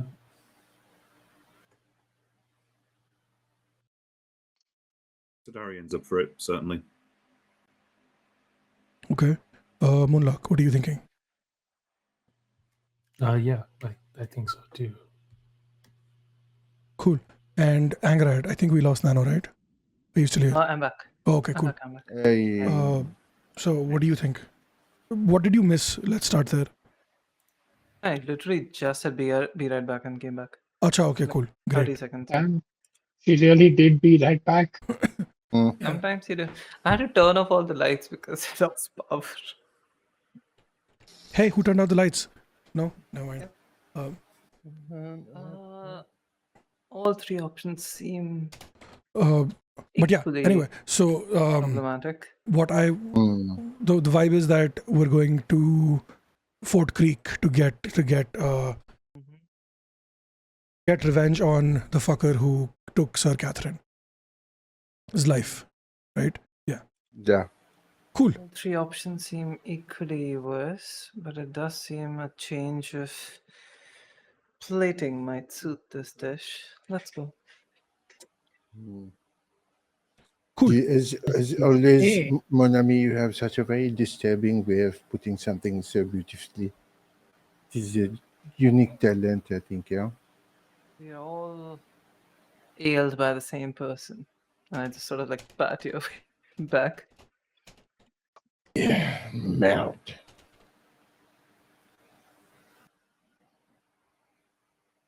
Huh? Cool. Okay, so Go. the sun has set basically. You are free to spend the night here and then go tomorrow, or if you want to leave right now, that's also fine. The sun has said, I don't wish to sweat anymore, so let's take the night early, I suppose. They would be like any force less. They would be alert. I'm not going to put them as being just incompetent. Yeah, this is also like a 3-day journey. So like even if you leave right now, you will still have to either sleep during the day or like ride Right. through the day. So you will still get sweaty regardless. So like it's not. But it's like whatever works. We'll try and do the most stealthy kind of way. Okay, yeah, that works. So you're leaving right now then? That is what we had agreed on. Pog. Night is young. Yeah, that's great. You never Cool. know. So you I all love set the off. idea of stealth with Dazan around. Yeah, you all set off on. You're going on a trip on your favorite horses. Fuck, it doesn't rhyme. No, But no. I was trying to. Anyway, so you barely make it like 100 Rhyme feet. with what? Going on a trip on your favorite rocket ship. That's the rhyme, right? But it didn't. Like I couldn't think of anything. So And your And- favorite animal that goes plop clip. oh, wow. Okay, love that. Oh. Right. Okay. So you've barely made it like 200 feet away from the fort when you hear this loud flapping. It is the loudest of flaps that you've ever flapped in your entire existence. Don't like Right. that. And in the moonlight, that is moonlighting. You see a giant shadow that basically covers the entire moon. And That's not normal. then you see the wings, you hear the wings, and then you smell the wings. Before Smell wing. just like because they're so big and wind is blowing from their direction to yours, you smell them before they land. And in front of you lands a giant, and I say giant, red dragon. Claws bigger than each claw bigger than your forearms. Wingspan of about as half the size of the fort. It looks like if it landed on the fort would collapse. That's how big it is. And it looks at you, and you can see its nostrils flaring, and it opens its mouth, and you can see the fire building up inside its throat. As it looks at all of you and just, is that a smile? That looks like a smile. The dragon smiles at you. Hello. Hi. I am Cassandra Hardwood. I am. I am sorry. I swallowed my tongue for a second. Could you repeat Is that the only thing that you saw? Wait. Have we changed the script somewhere? I am. Dazan just pushes Marie back like, okay, ignore her. Hello. She has Yes. issues. Don't we all? How can we help you? No, the question is, how can I help you? I heard that you were in Well- distress. Then there have been rumblings of the cannibal saint being a weird fucker. And Yeah, would you happen to know where he is, or the giant gourmand, uh, or anyone else I can fuck up? well, I know where Gormand is because you can't fly more than 10 feet without smelling his stench. Horrible, horrific. And this Cassandra, as while talking, you notice that the dragon kind of like retreats into itself, and while talking from the dragon's form, it starts to shimmer, and out steps from the dragon a 8 foot tall, muscular, hair down to her shoulder, down to her lower really? back, Oh no. Oh no. carrying a sword that is probably your weight, and tattoos across her arms. What do you say? Yeah. Tattoos across her Did we- arms that are like snakes coiled. Yeah, sorry, go ahead. Did we decide to take the night tour? Why are we still asleep and dreaming this weird dream from back at the barracks? And Wait, you have dreams that are this good usually? Sword. Man. not often. Dazan's eyes have focused. Were first looking at the big buff lady, now focused entirely on the sword. And You're she, a swordswoman. well, not really. The weapon takes a shape of whatever it feels like in the moment, and she tosses it You're from one hand to the not other. a strong fighter. I am a strong fighter. Are you a strong swordswoman? Swordswoman, hammer wielder, axe bearer, gunsmith. It depends on the mood. Dazan was literally reaching for Anna and her hand like twitches, and she's like, okay, not good enough. I mean, please don't make a shaft joke out of it. I don't make shaft Why would I jokes. make a joke about shafts? Sometimes you. The sword's Forgive me, hilt is like. I was. Do you think that I wear all these sword hilts on me as a joke, Marie? For context, Dazan has like 13 broken sword hilts, like decorating her. Oh no. I mean, you don't seem to maintain them that well, but yes, they They are. are trophies of war. They are trophies of the swordsmans and swordswomen and swordspeoples that I've bested. I don't need to maintain them because their owners lost the right to have them maintained when they got bested in battle by me and my hammer. I apologize. I did not mean to bring up any disrespect. As always, Dazan, that is all that I have for you. You are a warrior. Okay, are you done squabbling, or should I just leave? Didn't arrive here just to leave, so can you shed some light on why you decide to help us? You know, dragons don't usually mix with your kind, but it has been known to happen in more than one occasion. And here I was minding my own Too. business, just And flying. I literally do air quotes. Let's go. So are you here to mix with our kind? Do you want me to mix with your kind? This is. I mean, I'll try anything once. So will I. You do have volunteers. The I mean, she good. shrugs and just continues. I was minding my own business, flying back to my lair, when I saw this shining, shimmering light, which almost looked like a cake, a Jaffa cake, even, that Oh. almost guided me to drop down here. And here we are. You know, Jaffa cakes aren't like cake, right? Yeah, I know. Okay. Just like- That is surprisingly plebeian.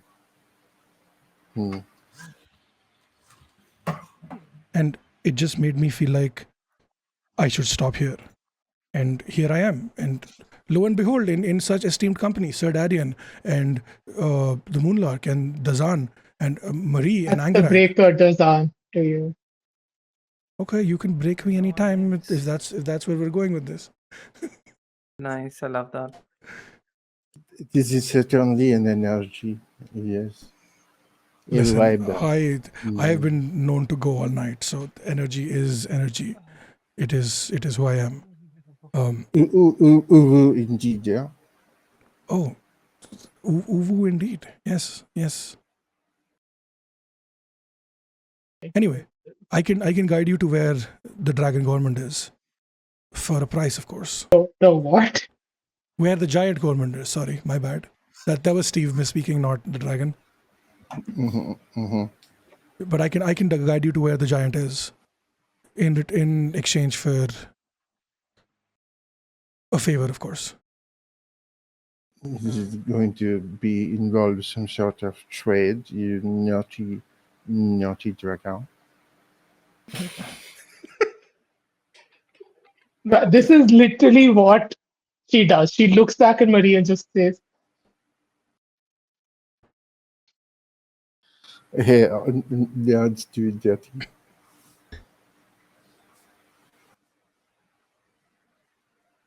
I need your help to enter the tomb of the damned.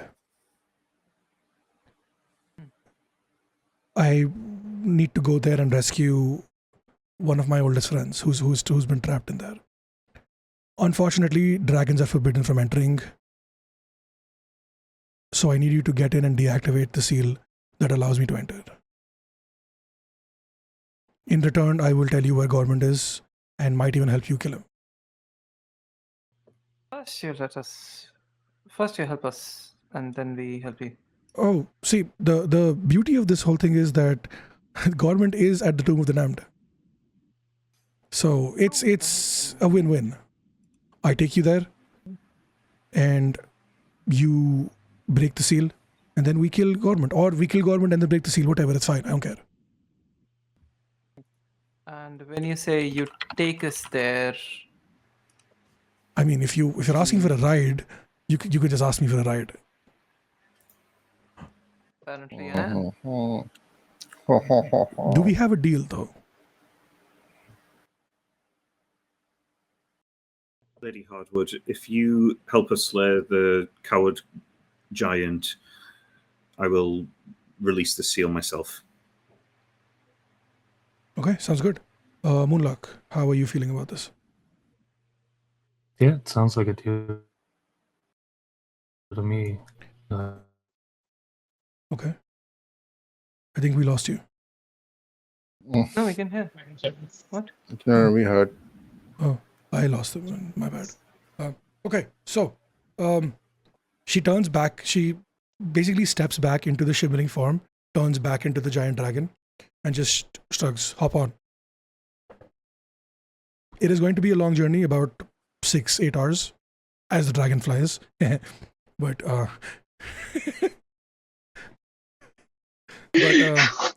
Maximize. Sorry, a whole song popped into my head. Yeah.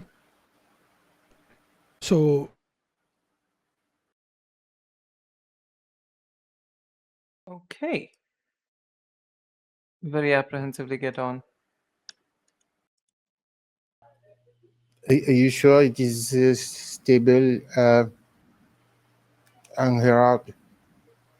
I'm not sure if I'm not dreaming, so That is not encouraging in the slightest. Monty. To grumble and get on. yeah, okay. So you get on the dragon, surprisingly comfortable. You wedge yourselves between the spikes on her back, and very, very like soft, comfortable ride. You have about 6 to 8 hours, and you feel like you can rest if you need to. Moonlark, okay, should we mark a short rest? sure, yeah. If that's what you would like to do, go ahead. Moonlark, you as you begin to fade into sleep while on the back of the giant dragon, which is surprisingly not a bumpy ride, you feel your mind get you feel like someone trying to connect with you in your what's the word for it, nightly commune ritual of sorts, and if you allow this presence to enter, well, like, do you allow? It's a familiar presence. It feels like the stargazer trying to make a connection. Yeah, definitely.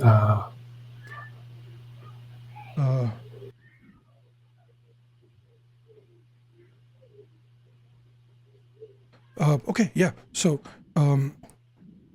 the stargazer kind of like slowly takes shape in your brain, and like you can see them. It's like a mental connection, but you can still see them, and you see this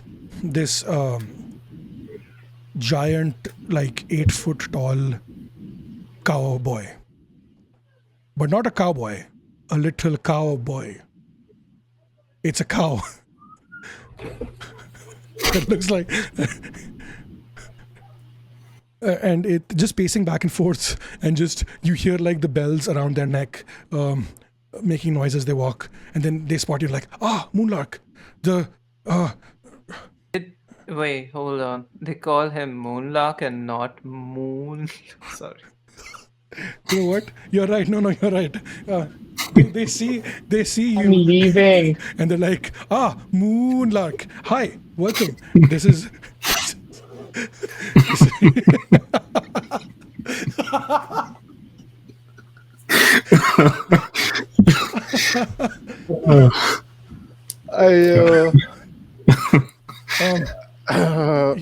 Yeah, okay. So he just sees you and he's like, Moonlark, I come bearing news. We've heard rumors of the cannibal saint being spotted somewhere in the far west. Apparently, he looked distraught and angry, and there's reports of him amassing a bigger army. So just be on the lookout and be careful. I know you're in the area. So anyway, how are you doing? And while it's talking, you see the tail flick from side to side, like the cow tail, and he just shakes their ears, and yeah. While waiting for you to respond, you can see this. You can see the stargazer starts to chew on something without even putting anything in their mouth. So, yeah. What is the cow's name again? Stargazer. Stargazer. Not Stargrazer? Shit. Yeah, no, you're right. It is stargazer. Yes.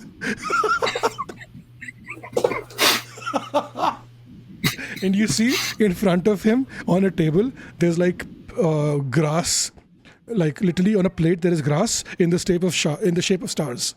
That's what it's been eating. Yeah. Anyway, go ahead. That is adorable.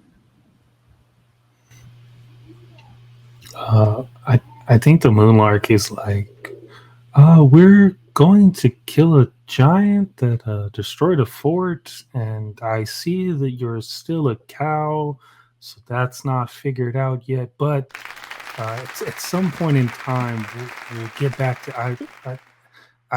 There's so many things happening. I forgot, and then I was. Are you eating star-shaped grass? Is that? Does someone like cut that for you? No, I did it myself. See, and he moves his hands up, and you see he's got human hands. See, look, I'm back to being human again. Yeah, I know. I'm back to being human again. Ooh, I am not gonna be the. Love that. What? I just said love that. Go ahead, please. Oh, okay. Yeah, I am back to being I'm back to slowly turning back human. Umu. This is. I am. This is. Yeah. I don't. That's the perfect rate timing. Yeah. My hands are almost back, Umu. Now you can call me cowboy with human hands, Umu. Instead of that one guy that's a human with goose hands. I am a cowboy with human hands, Umu. Yeah. So yeah, I cut these into star shapes myself. I figured, Umu, since I'm the stargazer, Umu, but I'm a cow now, and cows graze, Umu. So I'm the star grazer, Umu. And it's like a child, explaining a joke, ruins the joke, but it's still funny. That's the vibe that you're getting from Stargrazer. Yes. Anyway, I'll let you go. Have fun killing the giant and don't die, because then I won't have anyone else to talk to, and I have to find a new Moonlark, and that's not fun. Umu, and it's yeah. Just be careful, Umu. And is that a giant dragon? Holy shit, Umu! And the connection just cuts off. Soul Muppet Publishing, I am so sorry.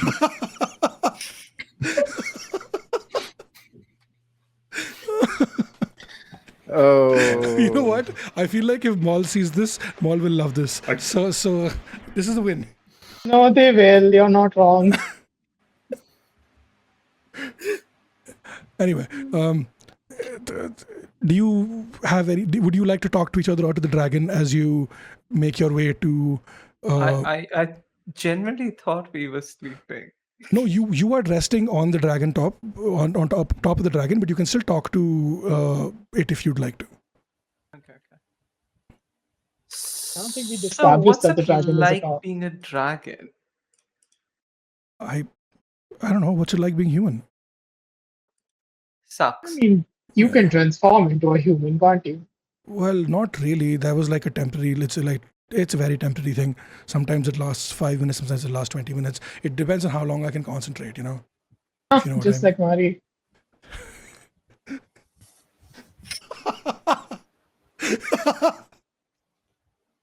Oh, this is so funny.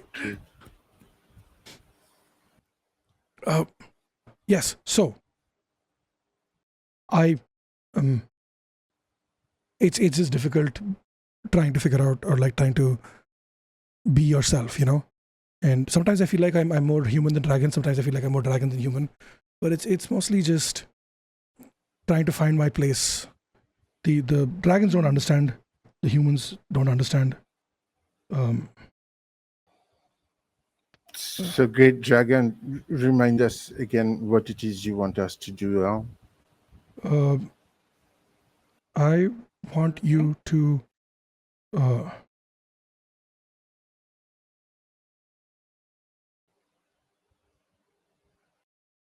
tomb of the Open the damned. tomb, let you in. The tomb of the damned. Yeah, so Yeah, you could there we poop go. up. So I don't know what you want to do inside. Oh, sorry, I got distracted. Okay, 1 second, sorry. no worries, no worries. Take your time.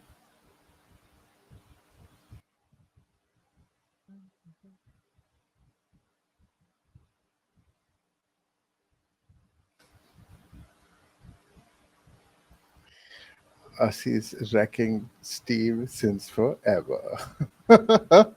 Absolutely. It's my job. Damn well done, yo.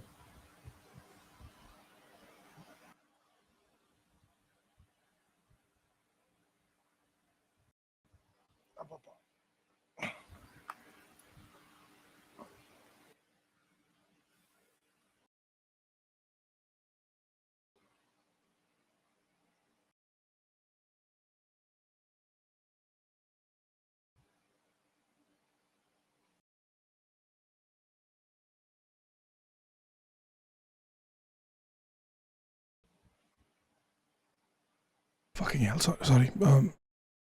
Hi, I'm back. What was the last thing?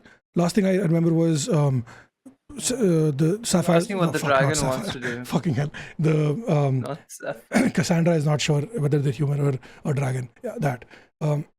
So the dragon needs your help to enter the tomb of the damned, because dragons are forbidden from entering it. But a human can enter and disable the seal so that the dragon can walk through, basically. And the tomb of the damned is right where the giant gormand is. Checks out. We're a pretty damned bunch. Well, if that's what being damned looks like, I would want to be damned too.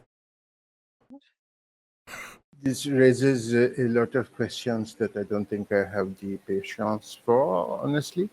So Which is fair. we do this, but you aid us in our mission, yes? That is what I assume. That's basically it. Yep. Mezami, I think there is nothing else that I can think of that could contribute a little more in anywhere.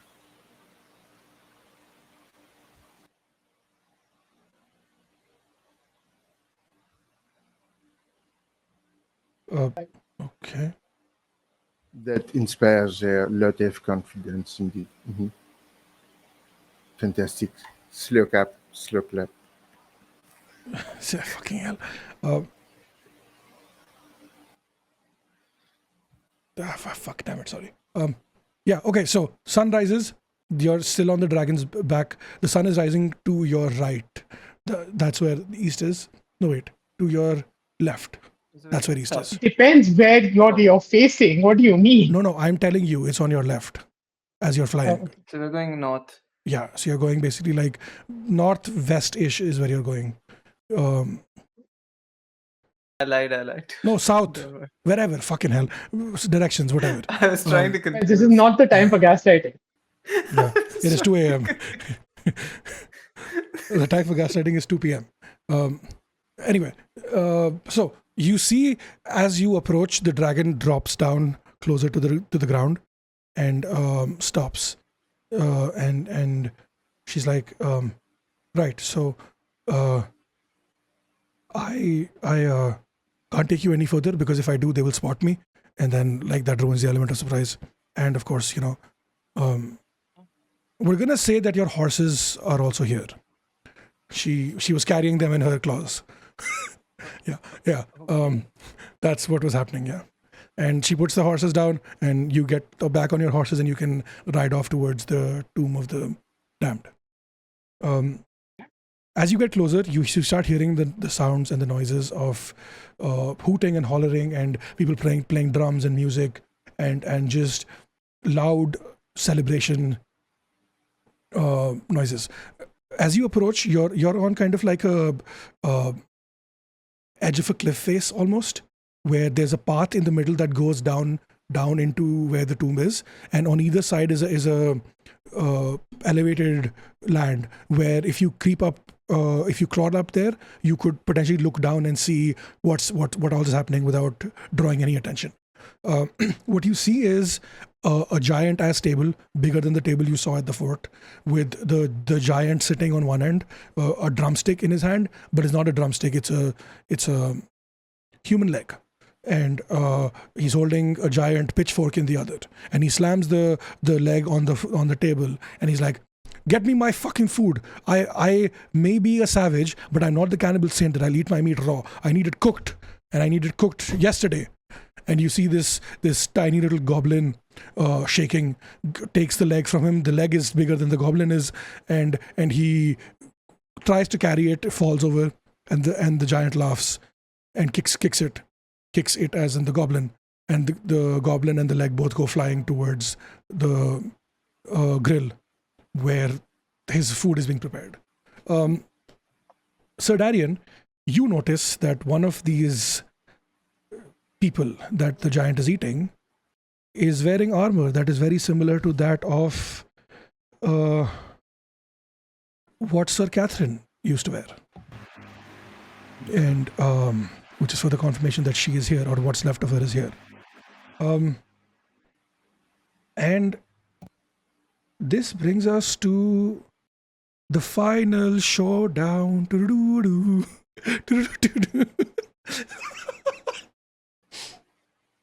Here's the thing. Usually the way showdowns work in this game are, it's supposed to be like a one-on-one situation where the gunslingers are standing across each other, the clock's about to strike midnight, and as soon as it does, boom, boom, they fire shots, right? That's the vibe for it. But since it's a one-shot, we're all playing together and having fun vibes. I'm going to do it a little differently, where this role is going to be a group role. All of you get to roll. Oh, yeah.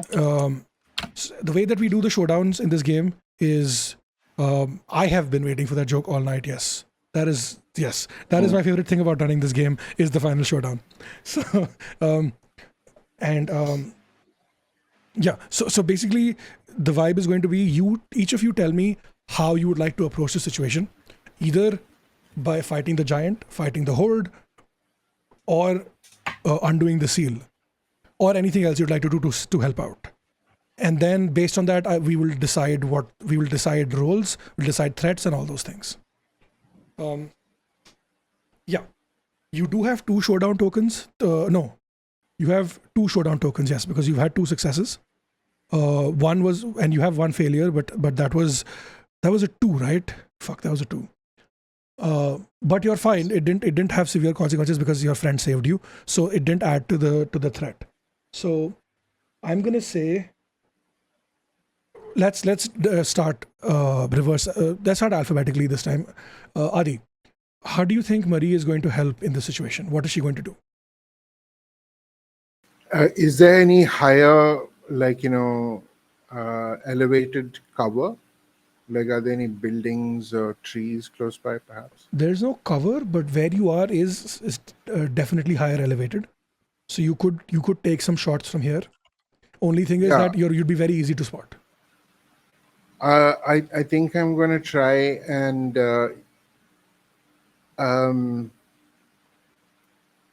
I think like she'd have a bag which would have just different parts of fabric, and she's going to just kind of set up she's going to try and use duplicitous to set up all sorts of decoy firing positions. Like, she'll take a little bit of time to set this up, and she is laying in cover full overwatch and sniper support. Okay, yeah, that sounds good. What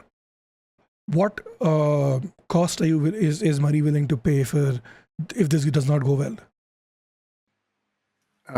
She is going to set up a lot of different decoys, and she would kind of space them from contact, medium ground, and then long range.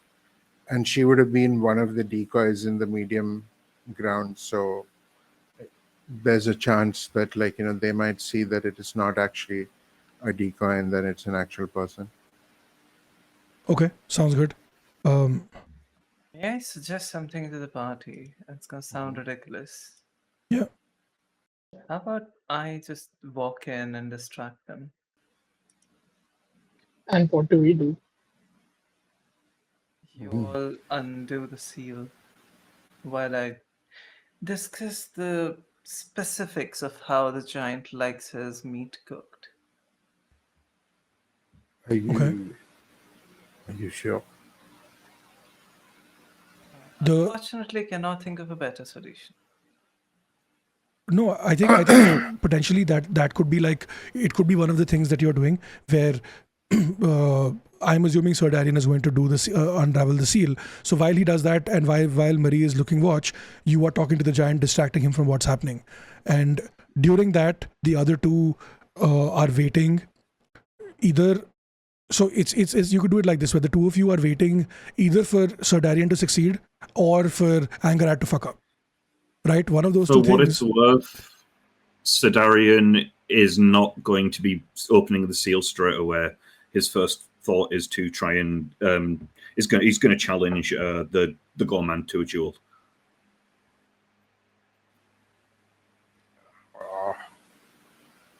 Okay. I like this. One person's challenging to the government, one person's trying to talk to the government. That's double distraction. Yeah. No, I think that could work. Where Question: If Tarzan agrees to go try and do the seal, does that count as her using open-minded? So in the showdown, you don't use your reputations anyway. But I mean, yeah, it does. It is a thing that has to be done. So you could potentially do that, or you could just start bashing heads. Like, there is no correct answer here. Okay. I'm raising my hand, but I realize you can't see it. Steve, I have a question. Yeah. How comfortable would you be if I instead of the giant approach the goblin and start talking to them about how to poison the giant or something like that? Unionize them. Help us to I mean, take yes, them that could work. The only thing is that how do you justify doing that without the giant stopping you? because giant is being challenged by Sir Dartian anyway. Oh, okay. Might be Yeah, more okay, yeah, fair. Yeah, distracted. that works. That works for me. That is definitely that works for me. Okay, so Marie is standing watch. She's putting herself at risk by using the decoys. Angarat is going to. And she'd be a looter. She'd be to the heart, to her whole heart, she'd be a looter. She'd have other weapons. Okay. She's setting up like a couple of the decoys with targeted guns that have different triggers, like strings to her position. Okay, makes sense. So yeah. Okay, and then Angarad is talking to the goblin. What are you willing to sacrifice here? If the goblin does not agree to what you're saying, what are you willing to sacrifice? I'm literally risking everything here, aren't I? Okay, I could be killed by the goblin. I could be Yeah. killed by the giant. fair. Okay, so Darian, are you putting your life on the line? Absolutely. Great. Assis. I can give a little bit more flavor for how I do it, but we can do it Yeah. if I roll. Oh if yeah, you want me to. definitely. Assis, how is Dazan? Break your Dazan. What are they doing? Are you going for the tomb or are you going for the attack? I mean, okay. Here's the thing. She obviously her first instinct is to smash. Okay. Yeah. She wants to go for the attack, but the Weeper has suggested don't do that. And the moment she sees that nobody is going for the tomb, she's going to be like, "Fuck! I have to do this myself and go for the tomb." Okay. Yeah. I like that. I think that is character development. Moonlark, what are we doing? Oh wait, no. First, Assis, what is Breaker Dazan willing to sacrifice or lose here? She's not knowingly willing to lose her life. Like she'd be reckless about it, but she's not knowingly willing to sacrifice her life. She's willing to lose limbs. She's willing to like lose her comrades, so that will make her get very fucked up later. Okay. Yeah, that sounds good. And sorry, back to you, Moonlark.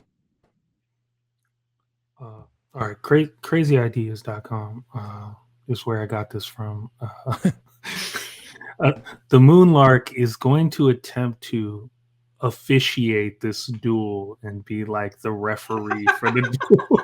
I love that. Like I've done this before in like you know and like assert myself as like the person who's done this like officiating duels before, just to like get in sort of like in that area and feel like I belong there. So if anything goes wrong, I can like It's respond. not a real website. No, it's not. She's actually upset about it. I love that. I looked at. I thought it was. No, I think that's great. Like a proper WWE referee, almost like in this corner weighing 800 pounds, in this corner weighing 200 pounds. Fight. Whatever. Yeah, I think that's great. That is fantastic. Okay, so I think over the bond, like you'd get like an audible click of the tongue because somehow Marie has just lost a bet at some point. okay, great. So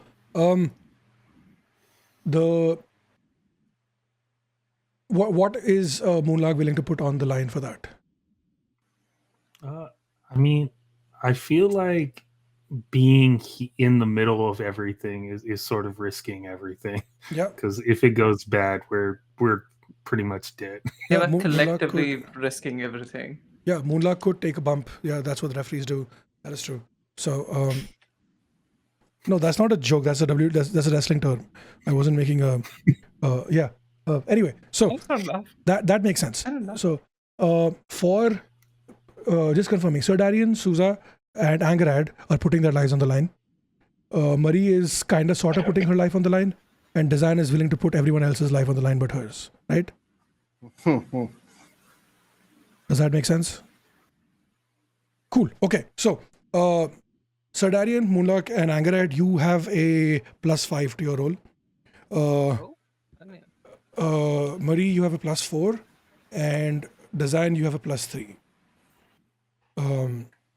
The cost is That speed. yeah. Is that speed total or just like, +3, yeah.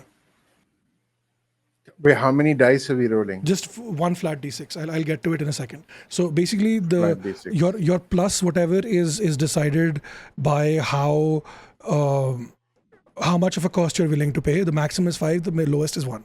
So based on that, I gave you 5, 4, 3, like that. Okay. So the threat for this game was a 10. You had 2 showdown tokens. That brings it down to an 8. So you need to roll an 8, including your modifier, to succeed. So Assis, you need a 5. Adi, you need a 4, at least. And the other 3 need at least 3s. It's going to be one flat d6. If you roll, an 8, it's a mixed success. If you roll a 9 or a 10, if you roll less than an 8, it's a failure. 8 or 9 is a mixed success. 10 plus is a full success. So I feel like you should roll in like order of like probability of success. I mean, yeah, whatever order you'd like, I'm down for that. I feel like the people with who have the +5 should roll first, then Adi, then me. Okay. Yeah, it's just one flat d6. Also, I'm just letting you know, I ran this game last week. The Moonlark exploded because everyone rolled like 2s and 3s. Okay, so I'm just yeah. I rolled a 4. Adi. Oh shit! Sorry. Oh, that's a 5. Okay. So Darian? I think. Sorry, am I okay to just add a little bit of flavor to like how I challenge the gourmand? Yeah, no, just give me your roll and then we do the flare. Yeah. Okay, that's fine. Oh, that was cocked. Sorry. That's a 6. Fuck it. Okay. Because I rolled a 1. Oh, it's a 6 total. Oh, I thought it was a Oh, 6. no. on the Yeah, dice. dude. Oh. Yeah, no, that's a 6 in total. Fuck. Oh Okay. shit. Souza. I rolled a 4 on the dice. Okay. Whatever That puts my you at plus 9. is. Nano, you got 10. I got 10 in. Marie, you got 8. 4 plus 4, right? Yeah. Everything's on you. 6. Let's go. Yeah. Okay. Do so I that's- reroll or No, what? just one roll is fine. So you have 1 mixed success, 1 failure, and 3 successes. Yeah. So I rolled a 4. 9 is a 9 is a 9 mixed is a success. mixed Sorry. 2 mixed successes, 1 failure, 2 successes. I Right? got a 4 6. plus 4, so an 8, yes, right? 8. Yeah. Which is Yeah. a partial Yeah. mixed success. No, that's fine. That works. Okay. So Okay. now, based on these rolls, describe to me how things go. Or if you want me to describe, I can do that as well. But you get the first priority on this. First, like wrap up very quickly because we're Yeah. nearly Yeah. at the time. I'm gonna quickly, like, very sneakily approach the goblin and be like, and just sort of like look at one of the things that like are in front of them, any of the ingredients, taste them, and be like, oh, this is wonderful. What are you doing in like enslaved to that brute? Like, you know what? We're gonna liberate you very quickly, and I advise if you're gonna live, grab whatever sharpie thing you can and help us take that down. Thank you. I think. Oh yeah, this is lovely. Let's go. And I'm gonna sort of like start ushering them and grabbing weapons and putting them in their hands and stuff. To summon an army essentially of goblins. Okay. Yeah. that Okay. happen? That's one. Done. Yeah. Dazan. I think Tarzan is gonna enter the tomb, find the seal, and realize that, but she doesn't really know that kind of magic. She has one way of dealing with this stuff, one way of actually breaking the seal. So she's gonna just hold mortar up like really high above her head and just smash on the seal. But I think it's probably also gonna like cave in the entrance to the cave, to the tomb. I love that. That's great. Okay, so Sir Darian, let's May I go last, please? Oh yeah, sure. Souza. Thank you. Yeah, so I think I'm officiating sort of the duel, and I see the like cave crumble in, and I think the Moonlark is like, oh, we've done the thing, and sort of just like continues like playing into the role, but unless something like happens, I don't think they do anything yet. They're just kind of paying attention to everything going on. Yeah, that's fair. And Marie, you're keeping guard, making sure you watch the tomb crumble. You watch Angarad escape with the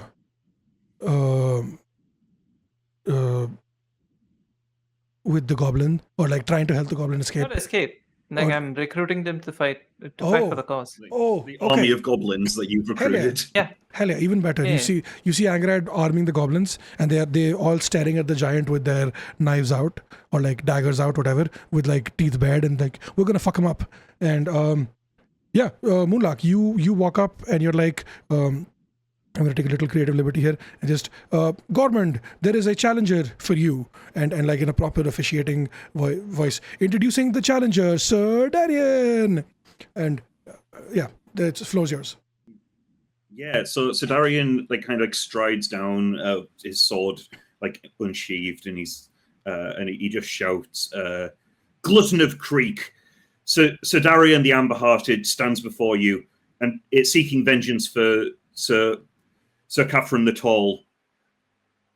Will you stand like a man, or will you flee like a coward? And just as Sir Darian says that, the Gorman just picks up that big pitchfork that he had and just launches it at Sir Darian and just cuts him in half. What the fuck? Darian doesn't even finish his sentence, and he just goes in. He just What falls the fuck? to the ground. What do you? I love it. He did fail. Oh my god! Hell yeah. Love it. Big fan. Oh, I love that. Okay. You know what? Fuck it. I'm gonna narrate the rest of this then.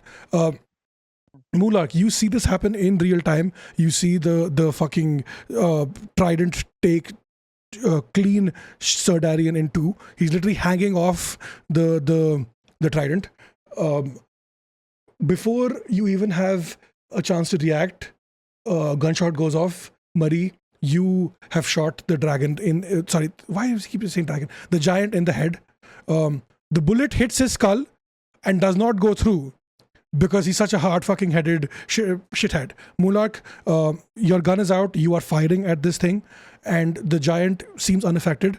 Before the ground shakes as the tomb is caved in, and the goblins rush in to take down the giant, all of them stabbing him everywhere.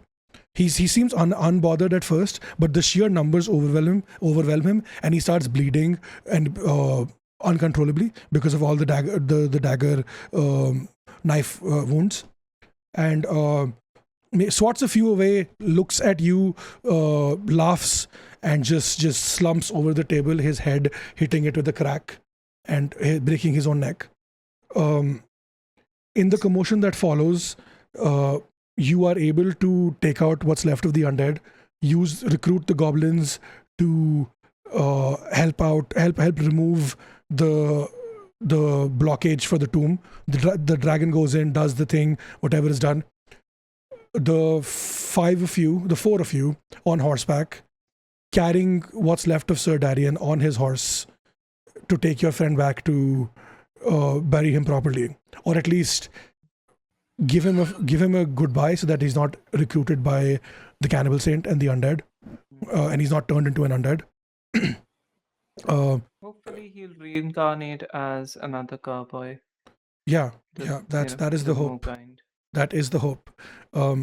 But Sir Darian, what is the last thing you you think of as life leaves you?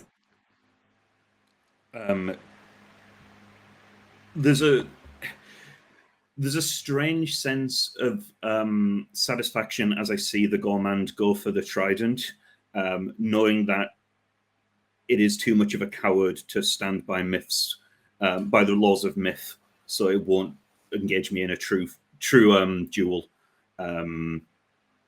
I upheld the ideals of myth. It did not, and that was worth fighting for, even if it ended my life.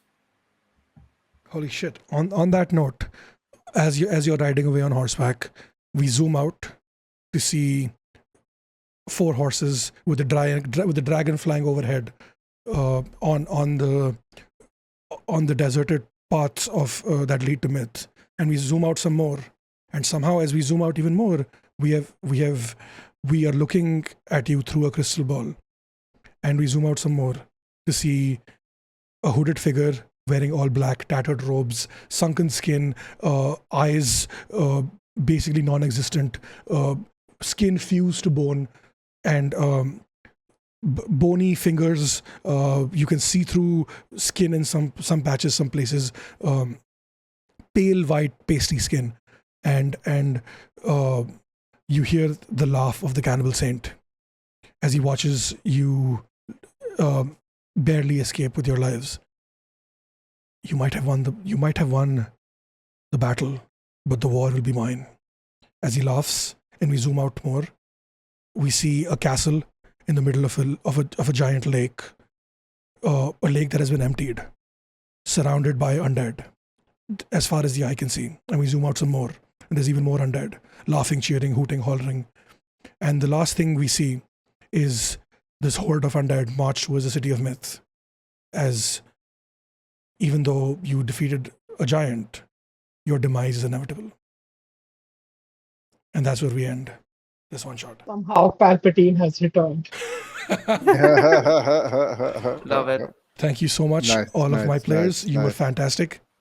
We're going to do quick Thank you outros. so We are a much. little behind time, so we're going to do quick outros and then we're going to fuck off. So the next game can take over. Yeah, Adi. Hello, folks. I'm Adi MK. You can find me at Noonlight Creations on Instagram and Adi MK on Blue Sky. This was fun. Popcorn it over to Souza. Hi, I'm Souza. You can find me Souza GM on pretty much everything. Yeah, that's me. I'm gonna throw it over to Penitent. No. Yeah. Hi, I'm Penitent. You can find me in various Discords kicking about, but I am not anywhere specifically on social media because the world's terrible.